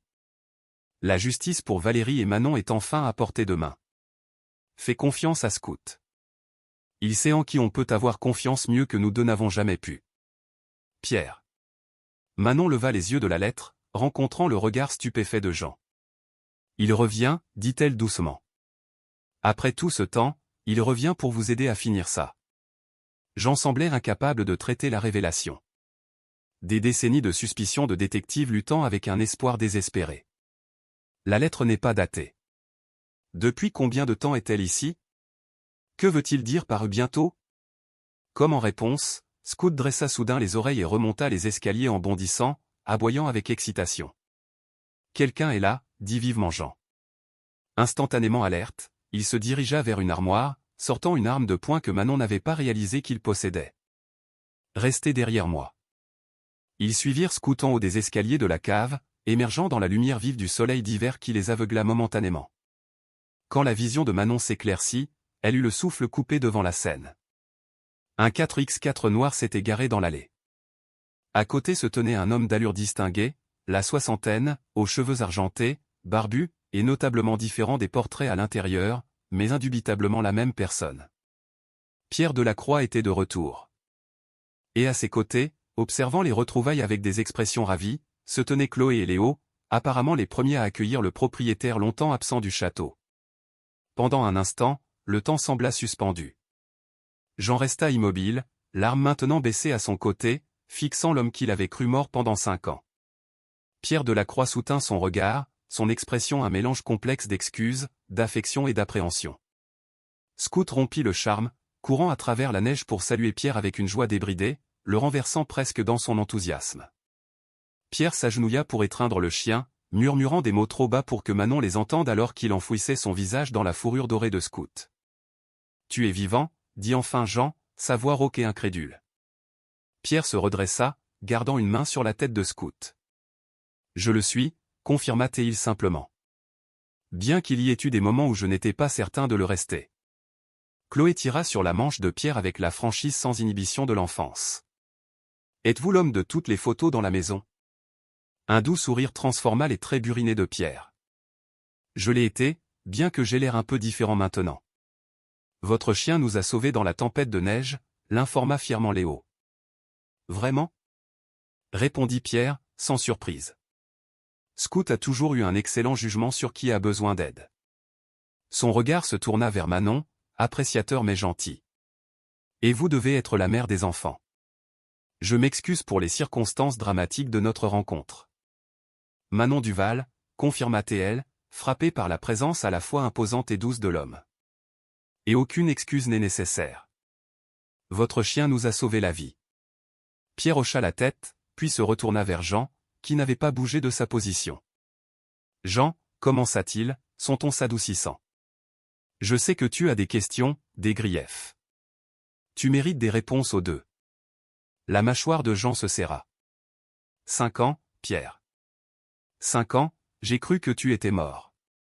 C'était le seul moyen, répondit Pierre, le regret évident dans sa voix. Mercé avait des informateurs partout. Si quelqu'un, même toi, avait su que j'étais en vie, ça aurait tout compromis. Tu m'as laissé croire que j'avais perdu une autre personne qui m'était chère, dit Jean, la colère perçant enfin son choc.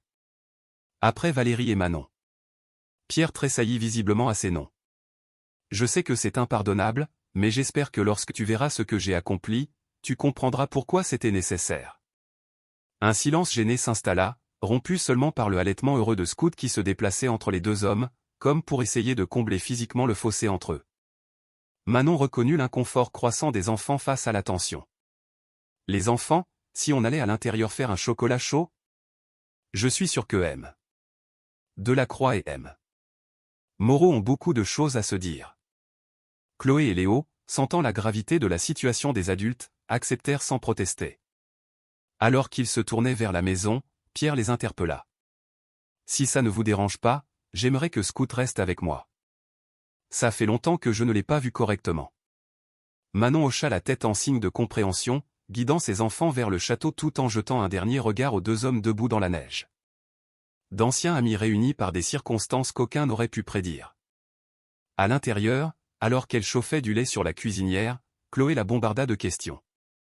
C'est vraiment le milliardaire disparu? Pourquoi a-t-il l'air si différent en personne? Pourquoi a-t-il fait semblant d'être mort? Oui, c'est M. Delacroix, confirma Manon, mesurant la poudre de cacao.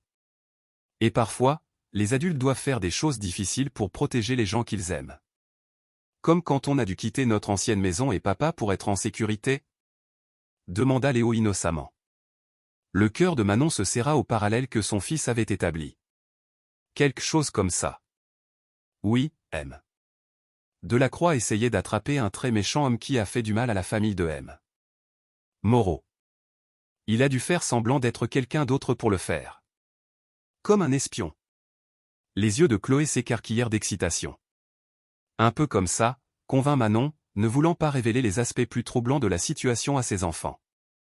Pendant qu'ils sirotaient leur chocolat chaud, Manon se positionna près de la fenêtre de la cuisine, qui offrait une vue partielle de l'allée. Jean et Pierre étaient toujours dehors, apparemment en conversation profonde et intense. Scout était assis entre eux, son attention passant de l'un à l'autre pendant qu'ils parlaient. Finalement, les deux hommes se dirigèrent vers la maison, leur langage corporel suggérant que bien que beaucoup de choses restent à résoudre, une trêve fragile avait été établie. La porte de la cuisine s'ouvrit, laissant entrer un souffle d'air froid avec Jean, Pierre et Scout. Le chien alla immédiatement vers Léo, posant sa tête sur les genoux du garçon comme pour chercher du réconfort après la rencontre émotionnelle à l'extérieur.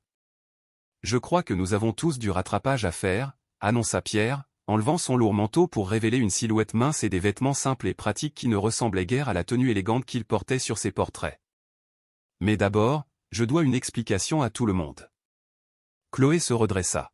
« Fait important, nous avons trouvé votre journal, l'informat TL, et la pièce secrète sous la maison. » Les sourcils de Pierre se levèrent de surprise. « Vraiment ? » Scout a été bien occupé, en effet. Il jeta un regard affectueux au chien. Il a toujours eu son propre agenda. Le journal a expliqué une partie, dit Jean, sont-on toujours sur la réserve.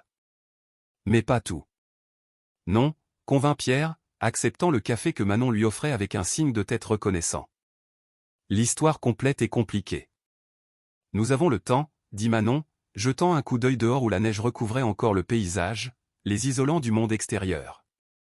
L'avalanche nous bloque pour au moins un autre jour. Pierre s'installa sur une chaise à la table de la cuisine, sa posture révélant un épuisement profond qu'il avait dissimulé. Alors je vais commencer par le début. Bien que peut-être les enfants. Manon comprit son inquiétude. Chloé, Léo, pourquoi n'iriez-vous pas jouer dans la bibliothèque un moment? Les grands doivent parler de choses importantes. Étonnamment, les deux enfants acceptèrent sans protester. Sentant l'importance du moment, Scout les accompagna, non sans avoir jeté un regard significatif à Pierre qui, une fois de plus, frappa Manon par sa compréhension étrangement humaine. Une fois seul, Pierre commença son récit. Il parla pendant près d'une heure, détaillant comment, après les meurtres de Valérie et Manon, il avait reconnu que la justice conventionnelle n'atteindrait jamais Victor Mercé. L'homme était trop bien connecté, trop protégé par des fonctionnaires corrompus et des subalternes loyaux. Le tournant a été lorsque mon équipe de sécurité a intercepté une menace contre Jean, expliqua Pierre. Mercé ne s'est pas contenté de tuer Valérie et Manon. Il voulait aussi éliminer Jean, comme un message à quiconque pourrait témoigner contre son organisation. Tu ne m'as jamais dit ça, dit doucement Jean. Est-ce que ça aurait fait une différence? Demanda Pierre. Tu étais déjà consumé par l'idée de le trouver. Savoir qu'il te chassait activement ne t'aurait rendu que plus imprudent. Il soupira lourdement. Je ne pouvais pas te perdre aussi, Jean. Pas après tout ce qui s'était passé. Alors, j'ai fait un choix. Le choix, tel que Pierre le décrivit, avait été à la fois désespéré et méticuleusement planifié. Avec l'aide de quelques confidents de confiance, il avait mis en scène sa propre disparition, laissant le monde croire que Victor Mercé avait fait une autre victime. Puis, utilisant des ressources que peu de milliardaires admettraient posséder, Pierre avait créé une nouvelle identité, celle d'un facilitateur de niveau intermédiaire avec des liens avec le crime organisé. Il a fallu près de 2 ans pour établir l'identité de manière suffisamment approfondie pour approcher l'organisation de Mercé, continua Pierre. Une autre année pour gagner assez de confiance pour accéder à des informations significatives. Les 2 dernières années ont été consacrées à tout documenter, chaque transaction, chaque ordre, chaque connexion avec des fonctionnaires corrompus, construisant un dossier en béton que même l'influence de Mercé ne pourrait démanteler. Et maintenant ? Demanda Manon. L'expression de Pierre se durcit. Maintenant, nous avons tout ce dont nous avons besoin. Des dossiers financiers, des témoignages, des conversations enregistrées. Assez pour mettre Mercé à l'ombre pour plusieurs vies et pour faire tomber tous ceux qui le protégeaient. Pourquoi maintenant ? Insista Jean. Pourquoi revenir aujourd'hui spécifiquement ? Parce qu'à partir d'hier, les preuves sont en sécurité auprès des autorités fédérales, hors de portée de Mercé, révéla Pierre. J'ai passé les dernières 24 heures à briefer un groupe de travail spécial. Des arrestations sont en cours au moment où nous parlons. Les lieutenants de Mercé, ses contacts corrompus au sein des forces de l'ordre local, ses protecteurs politiques. Mercé lui-même sera en garde à vue d'ici quelques heures. Et tu es sûr que ça tiendra cette fois ? La voix de Jean contenait des années de déception amère. J'en suis certain, affirma Pierre. Les preuves sont accablantes et j'ai pris des précautions pour m'assurer qu'elles parviennent au public si le processus légal est compromis. Le règne de Mercé prend fin aujourd'hui, Jean. Je t'ai promis justice pour Valérie et Manon. Elle est enfin là. Jean resta assis dans un silence stupéfait. La réalité de ce que Pierre avait accompli s'insinuait lentement. 5 ans d'exil auto-imposé. 5 ans de travail d'infiltration minutieux. 5 ans à laisser son ami le plus proche le croire mort. Tout cela pour tenir une promesse de justice. Pourquoi Scout nous a-t-il amenés ici ? Demanda doucement Manon, brisant le silence. Était-ce juste une coïncidence que nous soyons bloqués pendant la tempête ? L'expression de Pierre s'adoucit alors qu'il regardait vers l'embrasure de la porte où Scout avait disparu avec les enfants. Scout a toujours eu un sens pour ces choses. Mon père disait qu'il avait l'âme d'un ange gardien dans un corps de chien. Un petit sourire effleura ses lèvres. Au fil des ans, il a amené diverses personnes au château. Des voyageurs ayant besoin d'un abri, un randonneur avec une cheville cassée. Mais jamais une famille. Jamais d'enfants. Il essayait d'aider Jean, réalisa Manon. En nous amenant ici, en nous menant au journal, à la pièce cachée. Il voulait que Jean connaisse la vérité avant votre arrivée. Oui, convint Pierre. Et peut-être plus que ça. Scout semble avoir reconnu quelque chose en vous et vos enfants dont Jean avait besoin. Son regard se tourna vers Jean. Depuis combien de temps n'as-tu pas entendu de rire d'enfants dans cette maison ? Jean ne répondit pas, mais la douleur dans ses yeux parlait d'elle-même. Scout a amené votre famille ici pour une raison, Madame Duval, continua Pierre. Et j'ai appris à ne jamais remettre en question son jugement. Nous ne sommes guère une vraie famille, dit doucement Manon. Juste une mère divorcée qui recommence avec 2 enfants. Parfois, les familles que nous choisissons sont plus importantes que celles dans lesquelles nous naissons, répondit Pierre, son regard revenant sur Jean. N'est-ce pas, mon vieil ami ? Une émotion complexe traversa le visage de Jean. Quelque chose entre le chagrin et un pardon réticent. Tu as peut-être raison, concéda Théil. Le premier signe de dégel dans son attitude depuis le retour de Pierre. Le son des rires d'enfants flotta depuis la bibliothèque, ponctué par l'aboiement joueur de Scout. Les 3 adultes se turent, chacun perdu dans ses propres pensées alors que les implications des révélations de la journée s'installaient autour d'eux. Finalement, Jean parla, sa voix rauque d'émotion réprimée. Tu aurais dû me faire confiance, Pierre. J'aurais pu aider. Tu aurais insisté pour venir avec moi, contra doucement Pierre. Et alors qui aurait été là pour Scout, pour la maison, pour l'héritage que nous avons bâti ? J'ai passé 5 ans à penser que j'avais laissé tomber une autre personne qui m'était chère, dit Jean. L'aveu était clairement difficile pour lui. Que Mercé t'avait eu, tout comme il a eu Valérie et Manon. Je sais, reconnut Pierre, un remords sincère dans les yeux. Et je passerai le temps qu'il me reste à essayer de me faire pardonner pour cette douleur. Mais je ne voyais pas d'autre moyen, Jean. Si Mercé avait découvert que j'étais en vie, s'il t'avait lié de quelque manière que ce soit à mon existence continue. Je comprends la logique, l'interrompit Jean. C'est la tromperie qui est difficile à pardonner. Je n'attends pas le pardon, répondit simplement Pierre. Seulement la compréhension, et peut-être, avec le temps, une chance de reconstruire ce qui a été brisé. La franchise brute dans sa voix sembla atteindre Jean d'une manière que les explications et les justifications n'avaient pas fait. Un changement subtil se produisit dans sa posture, un relâchement fractionnaire de la colère rigide qu'il avait maintenue depuis l'apparition de Pierre. Eh bien, dit finalement Jean, je suppose que 5 ans à démanteler un empire criminel, ça compte pour quelque chose. Ce n'était pas le pardon, pas encore, mais c'était une reconnaissance, un premier pas vers la guérison d'une amitié endommagée par une trahison nécessaire. Un silence confortable s'installa, rompu lorsque Manon s'excusa pour aller voir les enfants. Elle trouva Chloé, Léo et Scout dans la bibliothèque. Les enfants apprenaient aux chiens un jeu élaboré consistant à récupérer des livres spécifiques des étagères inférieures. « Vous vous amusez » demanda-t-elle en souriant de leur joie évidente. « Scout est super intelligent, maman. » L'informa Léo avec sérieux. Il connaît la différence entre les couleurs et peut trouver n'importe quel livre qu'on lui décrit. « Tout va bien avec les grands » demanda Chloé, sa perspicacité surprenant une fois de plus Manon. « Oui, ma chérie. M. Delacroix et M. Moreau sont de vieux amis qui ne se sont pas vus depuis longtemps. Ils rattrapent juste le temps perdu. » Chloé hocha la tête sagement. Ils avaient l'air fâchés l'un contre l'autre, mais plus maintenant. Ils travaillent sur des sentiments compliqués, expliqua Manon, s'asseyant sur le tapis moelleux à côté de ses enfants. Parfois, les adultes ont des désaccords qui prennent du temps à se résoudre. Comme toi et papa ? Demanda Léo innocemment. Manon hésita, puis hocha la tête. Quelque chose comme ça, oui. Bien que la situation soit très différente. Scout s'approcha, posant sa tête sur les genoux de Manon avec un soupir de contentement. Elle caressa sa douce fourrure, s'émerveillant de la capacité étrange du chien à sentir les besoins émotionnels. « Est-ce qu'on doit toujours partir demain ?» demanda soudain Chloé. La question prit Manon au dépourvu. « Eh bien, oui. Une fois que les routes seront dégagées, notre nouvelle maison nous attend à Pont-Avet, tu te souviens ? Et je commence mon nouveau travail la semaine prochaine. » Les visages des deux enfants s'assombrirent, bien qu'ils hochèrent la tête en signe de compréhension. Scout gémit doucement comme s'il partageait leur déception. « Scout va nous manquer, dit tristement Léo. Eta j'aime. Moreau, même s'il ne sourit pas beaucoup. Et le château, ajouta Chloé.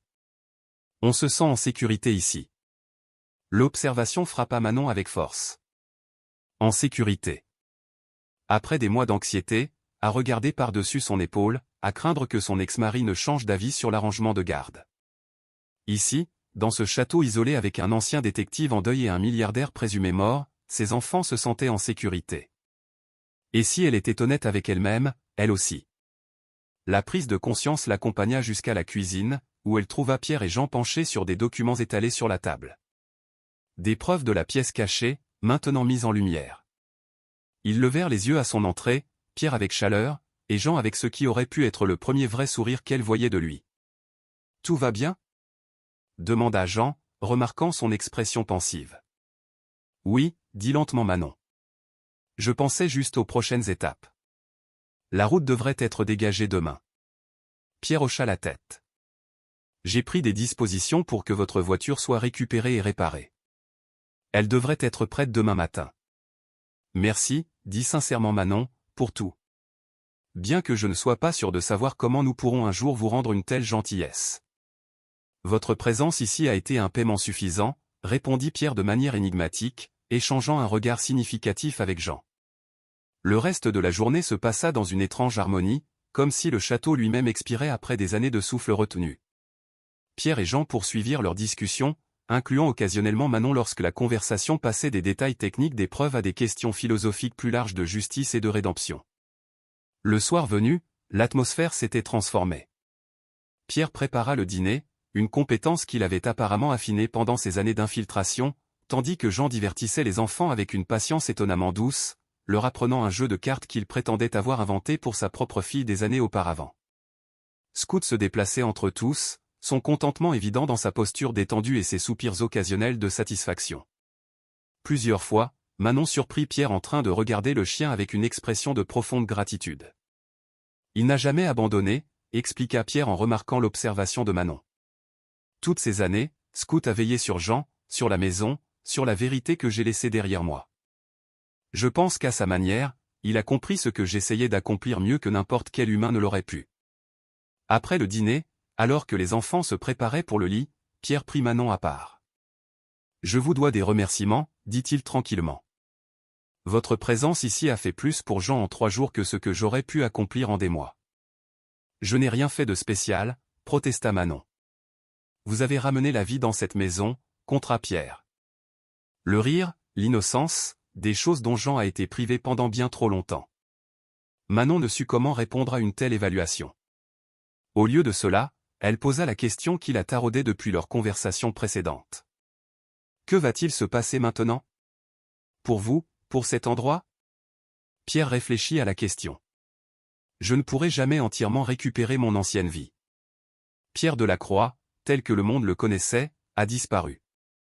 Trop de gens me croient mort, et ressusciter cette identité soulèverait trop de questions auxquelles je ne suis pas prêt à répondre. Alors, vous allez disparaître à nouveau? Demanda Manon, consternée à cette pensée. Pas entièrement, l'assura Pierre. Je vais établir une nouvelle identité, plus limitée, mais suffisante pour mes besoins. La fortune que j'ai accumulée est principalement dans des fiducies et des fondations maintenant, faisant du bon travail dans le monde entier. Un petit sourire effleura ses lèvres. J'ai appris à vivre plus simplement ces dernières années. Ça me convient. Et Jean, vous allez le quitter à nouveau? L'expression de Pierre devint sérieuse. Cela dépend en grande partie de Jean. Et peut-être de vous. De moi? Répéta Manon, surprise. Je vous ai observé avec lui, dit Pierre avec précaution.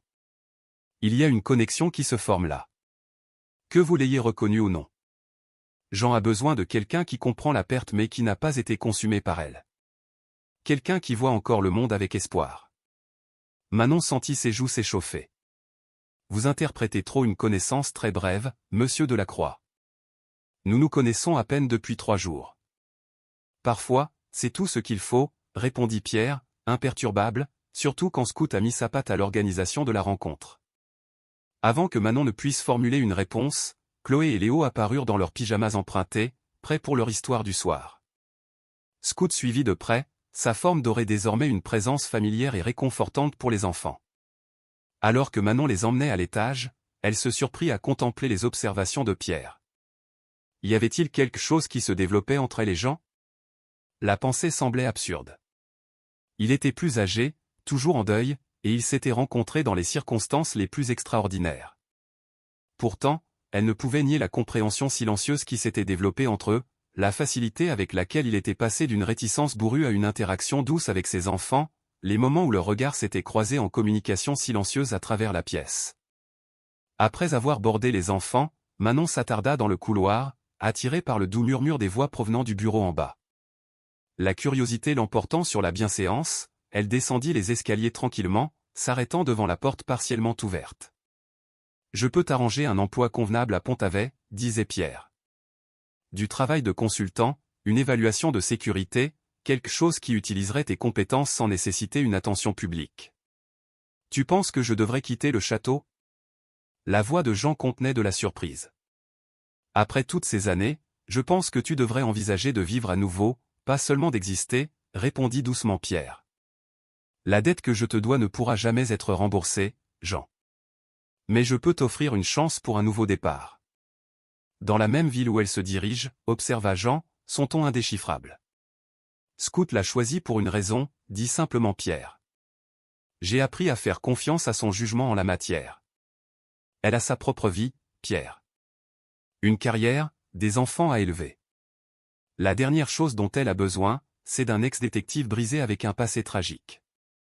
Ce n'est pas à toi de décider, contra Pierre. De plus, tu es plus que ton passé, Jean. Tu l'as toujours été. Un long silence suivit, pendant lequel Manon envisagea de remonter. Avant qu'elle ne puisse bouger, Jean parla à nouveau, sa voix plus douce, plus vulnérable qu'elle ne l'avait jamais entendue. Je ne sais pas si je me souviens comment faire partie d'une famille. Tu n'as jamais oublié, l'assura Pierre. Je t'ai vu avec ses enfants aujourd'hui. L'homme qui a appris à Manon à faire du vélo et à construire des châteaux de sable est toujours là. Manon recula silencieusement, ne voulant pas écouter davantage une conversation aussi personnelle. En se retournant, elle trouva Scout qui l'observait du haut des escaliers, ses yeux intelligents reflétant une compréhension au-delà de sa nature canine.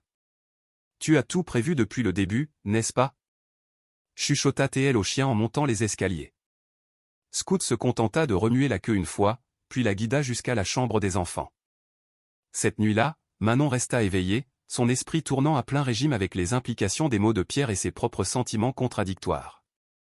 Au lever du jour, elle avait pris une décision qui la surprit par sa clarté et sa justesse.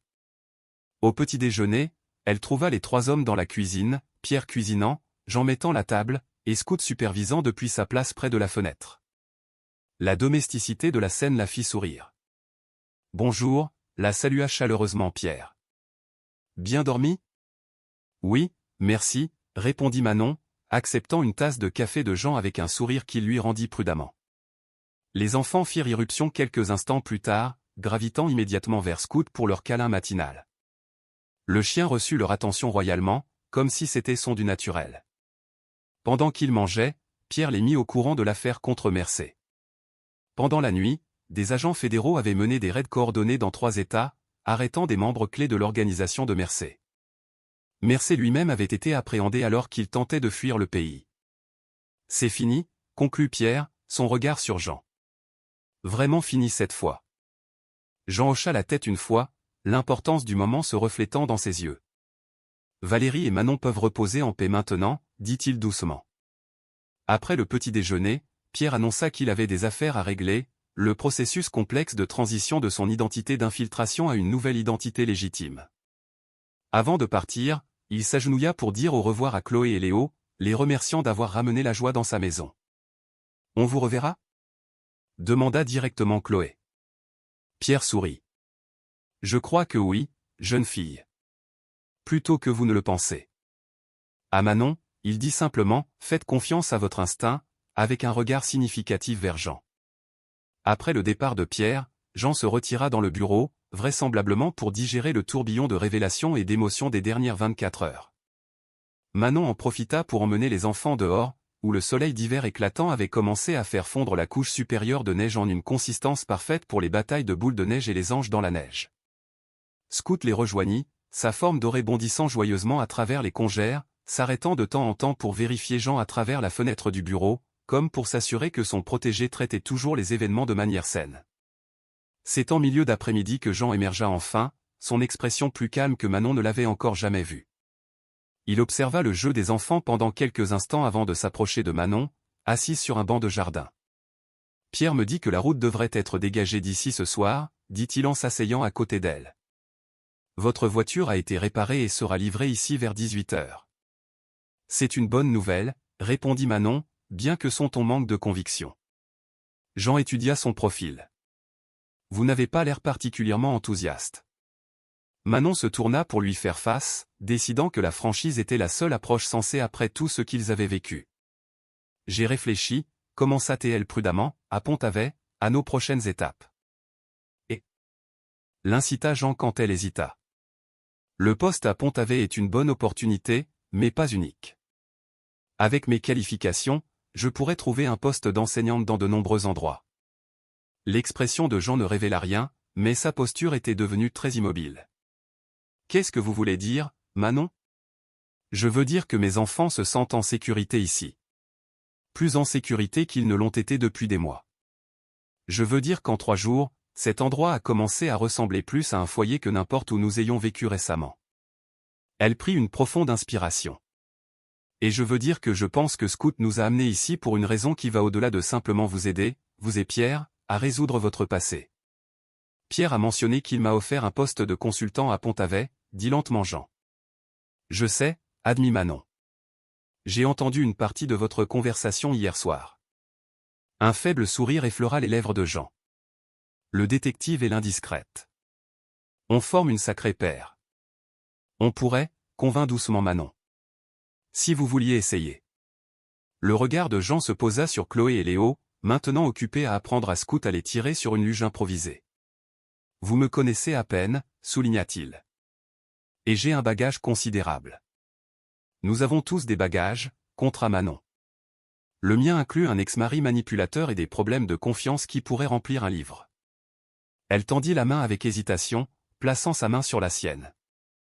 Mais je sais aussi que des liens comme celui que nous avons formé ces derniers jours n'arrivent pas souvent. Qu'il y a quelque chose qui mérite d'être exploré ici, si vous êtes prêts. Jean retourna sa main, ses doigts se refermant doucement autour des siens. Le contact était chaud, stable, réconfortant dans sa simplicité. Je n'ai pas envisagé d'avenir au-delà de la justice pour Valérie et Manon depuis 5 ans, admit-il. Je ne suis pas sûr de me souvenir comment faire. Alors nous trouverons ensemble, suggéra Manon. Jour après jour. Ils restèrent assis dans un silence complice, regardant les enfants jouer avec Scout sous le soleil d'hiver. Le chien, apparemment conscient du moment qui se déroulait sur le banc, jeta un coup d'œil dans leur direction avec ce que Manon aurait juré être de la satisfaction dans ses yeux intelligents. Scout approuve, observa Jean avec un humour sec. Scout a tout orchestré, corrigea Manon en souriant, d'après Pierre. Le visage de Jean devint pensif. Pierre a toujours dit que Scout pouvait voir des choses que nous ne pouvions pas. Des liens, des possibilités, la bonté chez les gens. Ses doigts se resserrèrent légèrement autour des siens. Peut-être qu'il a vu une possibilité pour nous avant que nous ne la voyions. J'aimerais le découvrir, dit simplement Manon. En réponse, Jean leva leurs mains jointes, déposant un doux baiser sur ses doigts dans un geste si inattendu et tendre que Manon sentit les larmes lui monter aux yeux. Moi aussi, répondit-il, sa voix rauque d'émotion. De l'autre côté de l'étendue enneigée, Scout aboya une fois, un son d'approbation indubitable qui les fit rire tous les deux, brisant l'intensité du moment avec une légèreté bienvenue. Un nouveau départ, pensa Manon, regardant les visages de ses enfants briller de joie et de santé. Pas ce qu'elle avait prévu, certainement pas ce à quoi elle s'attendait lorsque leur voiture est tombée en panne dans le blizzard, mais peut-être exactement ce dont ils avaient tous besoin. Et alors que Scout bondissait vers eux, doré dans la lumière d'hiver, elle ne put s'empêcher de se demander si le remarquable chien l'avait su depuis le début. Le printemps arriva dans les montagnes en une douce marée de vert, faisant fondre les dernières neiges et faisant sortir des bourgeons timides de ce qui avait été des branches nues. La transformation du paysage reflétait le changement au sein du château lui-même, qui s'était réveillé de son long hiver de deuil pour devenir quelque chose de vibrant et de vivant. 3 mois s'étaient écoulés depuis la nuit où Scout avait conduit une famille glacée à l'abri. 3 mois depuis que Pierre Delacroix était revenu d'entre les morts. 3 mois depuis que Jean Moreau avait obtenu justice pour sa famille assassinée et, de manière inattendue, une raison d'embrasser à nouveau la vie. Manon se tenait sur la large terrasse du château, regardant Chloé et Léo courir sur la pelouse nouvellement révélée avec Scout bondissant joyeusement entre eux. Le son de leur rire portait sur la brise printanière, se mêlant au chant des oiseaux et au murmure lointain du ruisseau gonflé par la fonte des neiges. « Je donnerais cher pour savoir à quoi tu penses », la voix de Jean retentit derrière elle, suivie par la douce pression de ses mains sur ses épaules. Elle se pencha en arrière contre lui, souriant. « J'apprécie juste la vue. Et je pense à tout ce qui a changé depuis l'hiver. »« Des regrets ?» demanda Jean, la question légère, mais avec un sous-entendu de véritable inquiétude. Manon se tourna pour lui faire face, constatant la remarquable transformation que 3 mois avaient opérée. La tension perpétuelle qu'il portait s'était apaisée, la carapace défensive s'était fissurée pour révéler l'homme en dessous. Il souriait plus maintenant. De petites expressions au début, comme s'il se souvenait du fonctionnement des muscles, puis progressivement plus amples et plus fréquentes jusqu'à ce qu'elles deviennent une partie naturelle de son comportement. Pas un seul, l'assura-t-elle. C'était la bonne décision pour nous tous. La décision de rester avait évolué naturellement après leur conversation dans la neige. Manon avait contacté l'école de Pont-Avet, expliquant que des circonstances imprévues l'obligeaient à refuser le poste.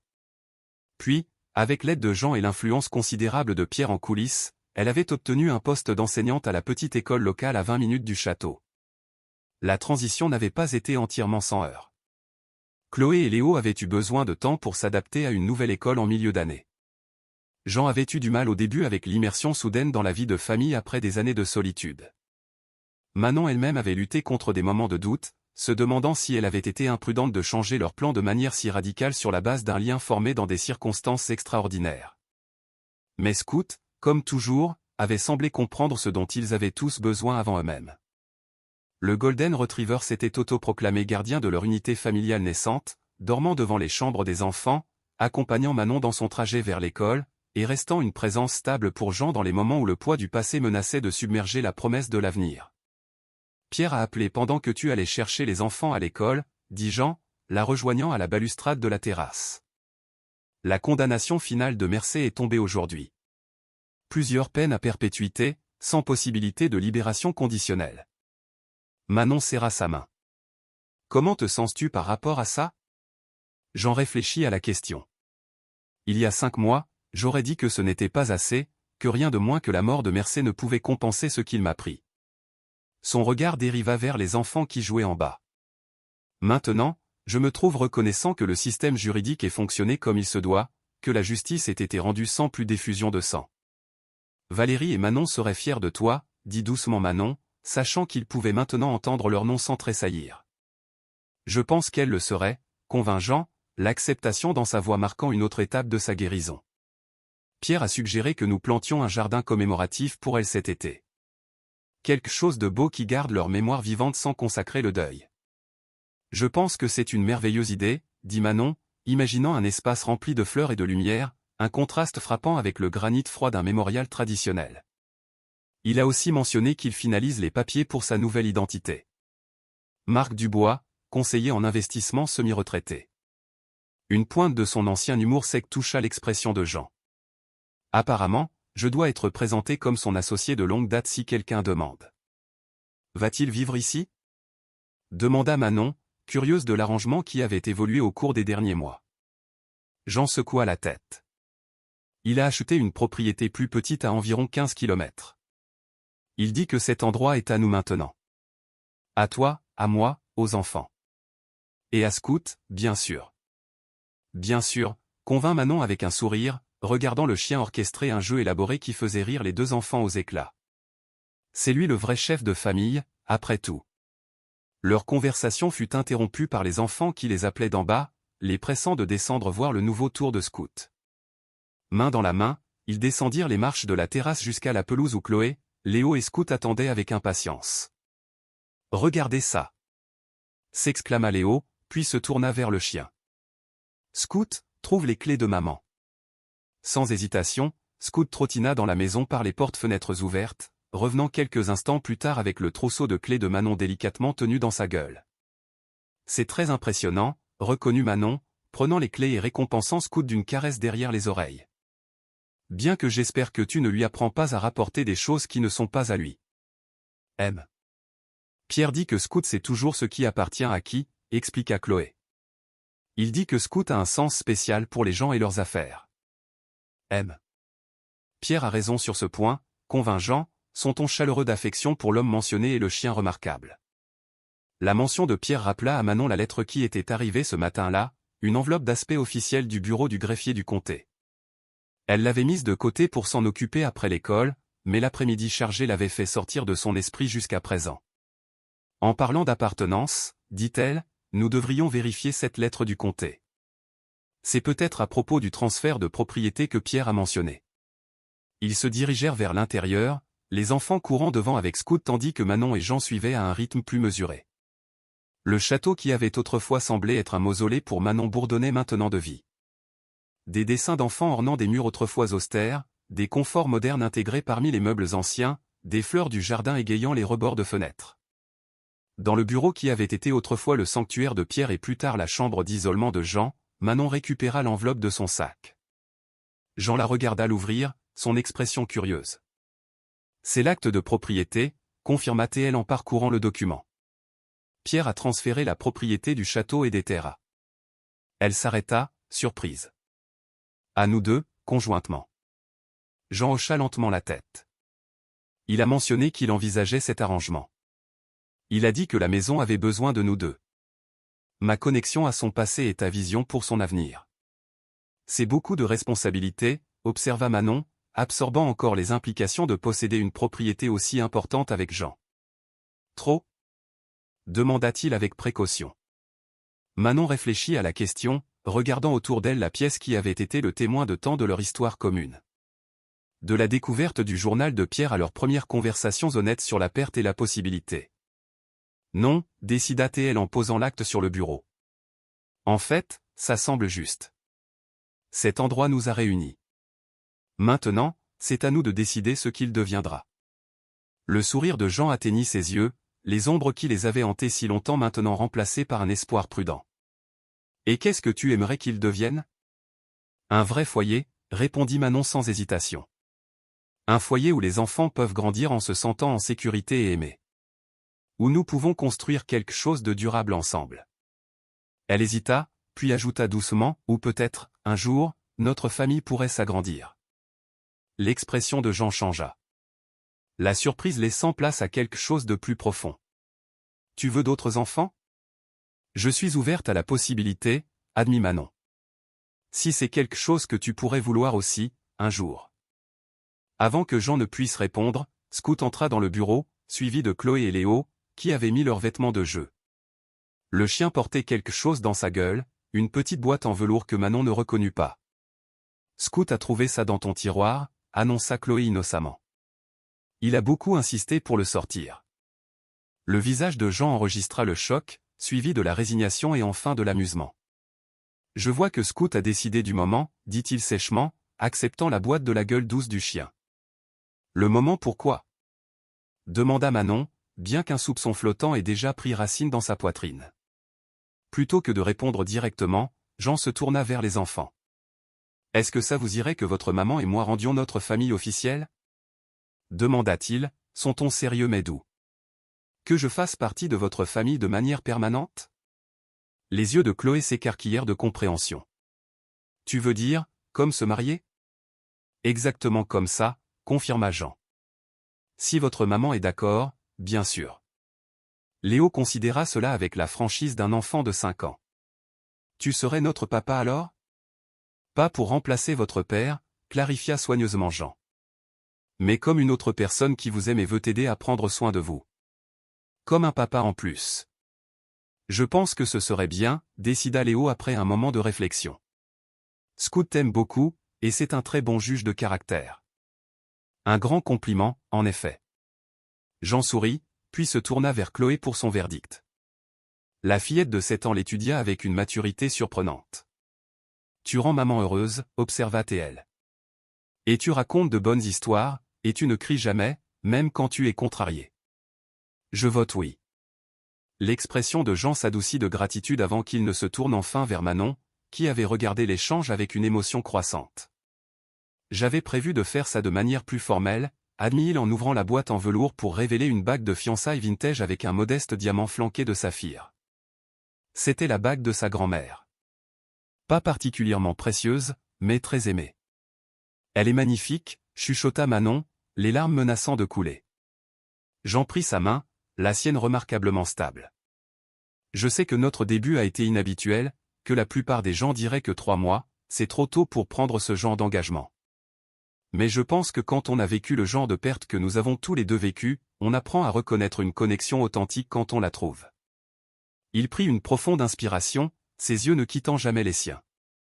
Manon Duval, toi et tes enfants avez ramené la vie dans cette maison et dans mon cœur alors que je pensais que les deux étaient irrécupérables. Je t'aime, et j'aime Chloé et Léo. Je veux passer le temps que nous avons à construire une famille ensemble. Si tu veux bien de moi. Manon était vaguement consciente des enfants qui regardaient avec de grands yeux et de Scout assis en alerte, sa queue balayant le sol en l'encousse anticipateur. Mais surtout, elle voyait Jean, l'homme qui avait ouvert sa maison à des étrangers dans une tempête, qui avait partagé son passé douloureux et embrassé la possibilité d'un nouvel avenir, qui avait montré à ses enfants de la gentillesse et de la patience quand ils en avaient le plus besoin. Oui, dit-elle simplement, la joie montant en elle comme la sève printanière dans les arbres dormants en hiver. Oui, je veux bien de toi. Le sourire de Jean s'épanouit, plein et sans tenue, alors qu'il lui glissait la bague au doigt. Avant qu'il ne puisse se relever de sa position agenouillée, les deux enfants se jetèrent sur lui dans des étreintes exubérantes qui le firent presque basculer en arrière. Scout se joignit à la célébration, aboyant joyeusement et tournant autour du groupe avec une approbation évidente. Plus tard ce soir-là, après que les enfants se furent endormis et que l'excitation se fut calmée en une lueur confortable, Manon et Jean s'assirent sur la terrasse, regardant les étoiles émerger au-dessus des montagnes. Scout était couché à leurs pieds, sa tête dorée reposant contentement sur ses pattes.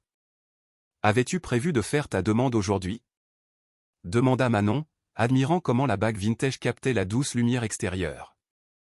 Jean gloussa. « J'ai la bague depuis des semaines, attendant le bon moment. Je pensais peut-être ce week-end, lors de notre pique-nique au bord du lac. » Il jeta un coup d'œil à Scout avec une fausse accusation. Quelqu'un avait d'autres idées. Scout c'est toujours mieux, taquina Manon, s'appuyant contre l'épaule de Jean. Pierre jure que Scout a une sorte de sixième sens, réfléchit Jean. Qu'il voit des connexions et des possibilités invisibles pour les humains. Après tout ce qui s'est passé, je suis enclin à le croire. Je pensais, dit Manon après un silence confortable, à ce qu'on dira aux gens quand ils demanderont comment on s'est rencontrés. La vérité ressemble à quelque chose sorti d'un roman.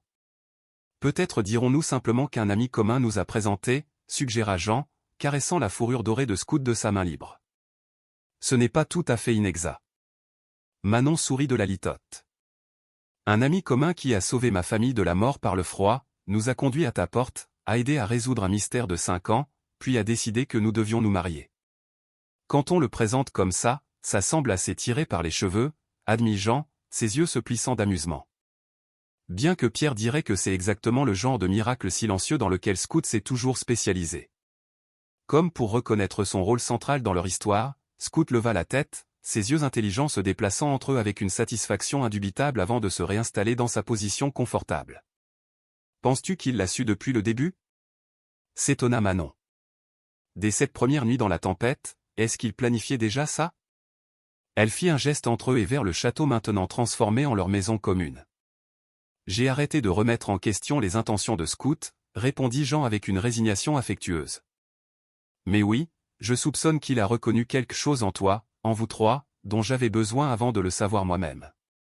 La nuit printanière les enveloppa dans une douce obscurité, la lumière chaude du château se déversant sur la terrasse comme un phare dans la nature sauvage. De quelque part dans la forêt environnante provenait le doux ululement d'un hibou, tandis qu'à l'intérieur, leurs enfants dormaient paisiblement dans des pièces qu'ils n'avaient autrefois connues que le silence et le deuil.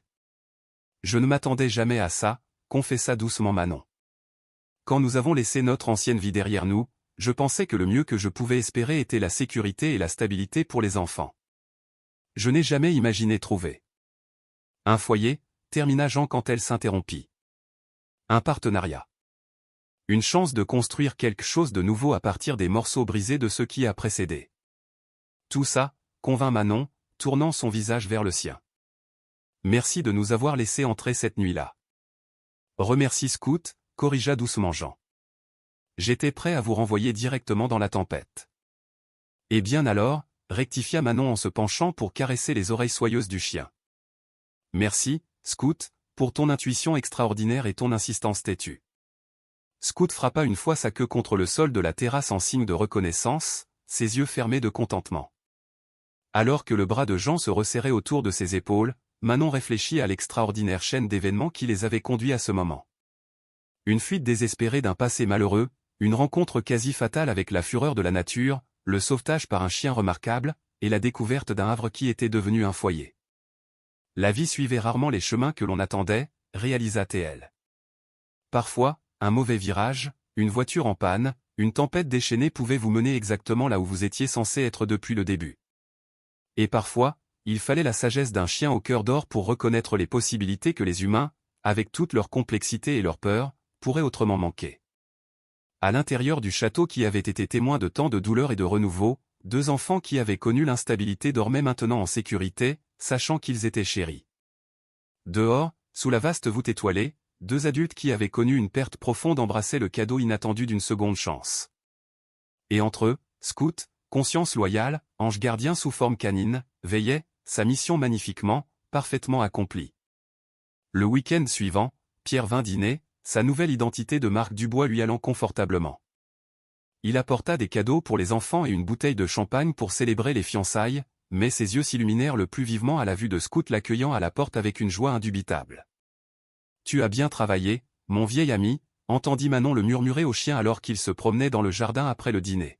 « Mieux que je n'aurais pu l'imaginer. » Scout caracolait aux côtés de son maître d'origine avec une fierté évidente, jetant de temps en temps un coup d'œil en arrière pour s'assurer que sa nouvelle famille était toujours en vue. Cette nuit-là, alors que la maison s'installait dans un sommeil paisible, Manon s'arrêta près de la fenêtre de la chambre principale, contemplant les montagnes éclairées par la lune. Jean la rejoignit, l'enlaçant par derrière. « Tu admires encore la vue » demanda-t-il doucement. « J'admire notre vie », corrigea Manon. « Et je pense à quel point nous sommes passés près de ne jamais la trouver. » Scout n'aurait pas permis ça, répondit Jean avec une conviction absolue. Il aurait trouvé un autre moyen de nous réunir. Comme s'il était convoqué par leur conversation, Scout apparut dans l'embrasure de la porte, vérifiant une dernière fois avant de se retirer à son poste autoproclamé devant les chambres des enfants. « Bonne nuit, gardien », l'appela doucement Manon. « Et merci. » Scout remua la queue une fois en signe de reconnaissance avant de s'éloigner dans le couloir, sa forme dorée captant le clair de lune comme une promesse rendue visible, de protection, de connexion, et du pouvoir extraordinaire de l'amour à transformer les vies lorsqu'il arrive dans des paquets inattendus. Dehors, le vent printanier portait l'odeur de nouveaux départs à travers les montagnes. Tandis qu'à l'intérieur, une famille née du hasard, du choix et de l'intervention d'un chien remarquable reposait en sécurité, sachant qu'elle était exactement là où elle devait être. La vie nous mène souvent sur des chemins inattendus, n'est-ce pas ? Tout comme Manon et ses enfants, nous nous trouvons parfois face à ce qui semble être une situation impossible, pour découvrir qu'elle nous mène en fait vers quelque chose d'extraordinaire. J'aimerais savoir ce que vous avez pensé de la capacité remarquable de Scout à réunir ces personnes brisées. Croyez-vous que certains animaux ont une intuition spéciale pour les gens et leurs besoins? Avez-vous déjà vécu une rencontre ou un événement inattendu qui a changé le cours de votre vie? Partagez vos pensées dans les commentaires ci-dessous, vos histoires de bénédictions inattendues, de rencontres fatidiques, ou même des animaux spéciaux qui ont touché votre vie. Votre expérience pourrait être exactement ce qu'un autre spectateur a besoin d'entendre aujourd'hui. Et avant de partir, quel a été votre moment préféré dans le voyage de Scout pour créer cette nouvelle famille? Merci de nous avoir rejoints pour ce voyage à travers la perte, la découverte et le renouveau. Jusqu'à notre prochaine histoire, souvenez-vous que même dans votre tempête la plus sombre, un guide inattendu pourrait vous mener exactement là où vous devez aller.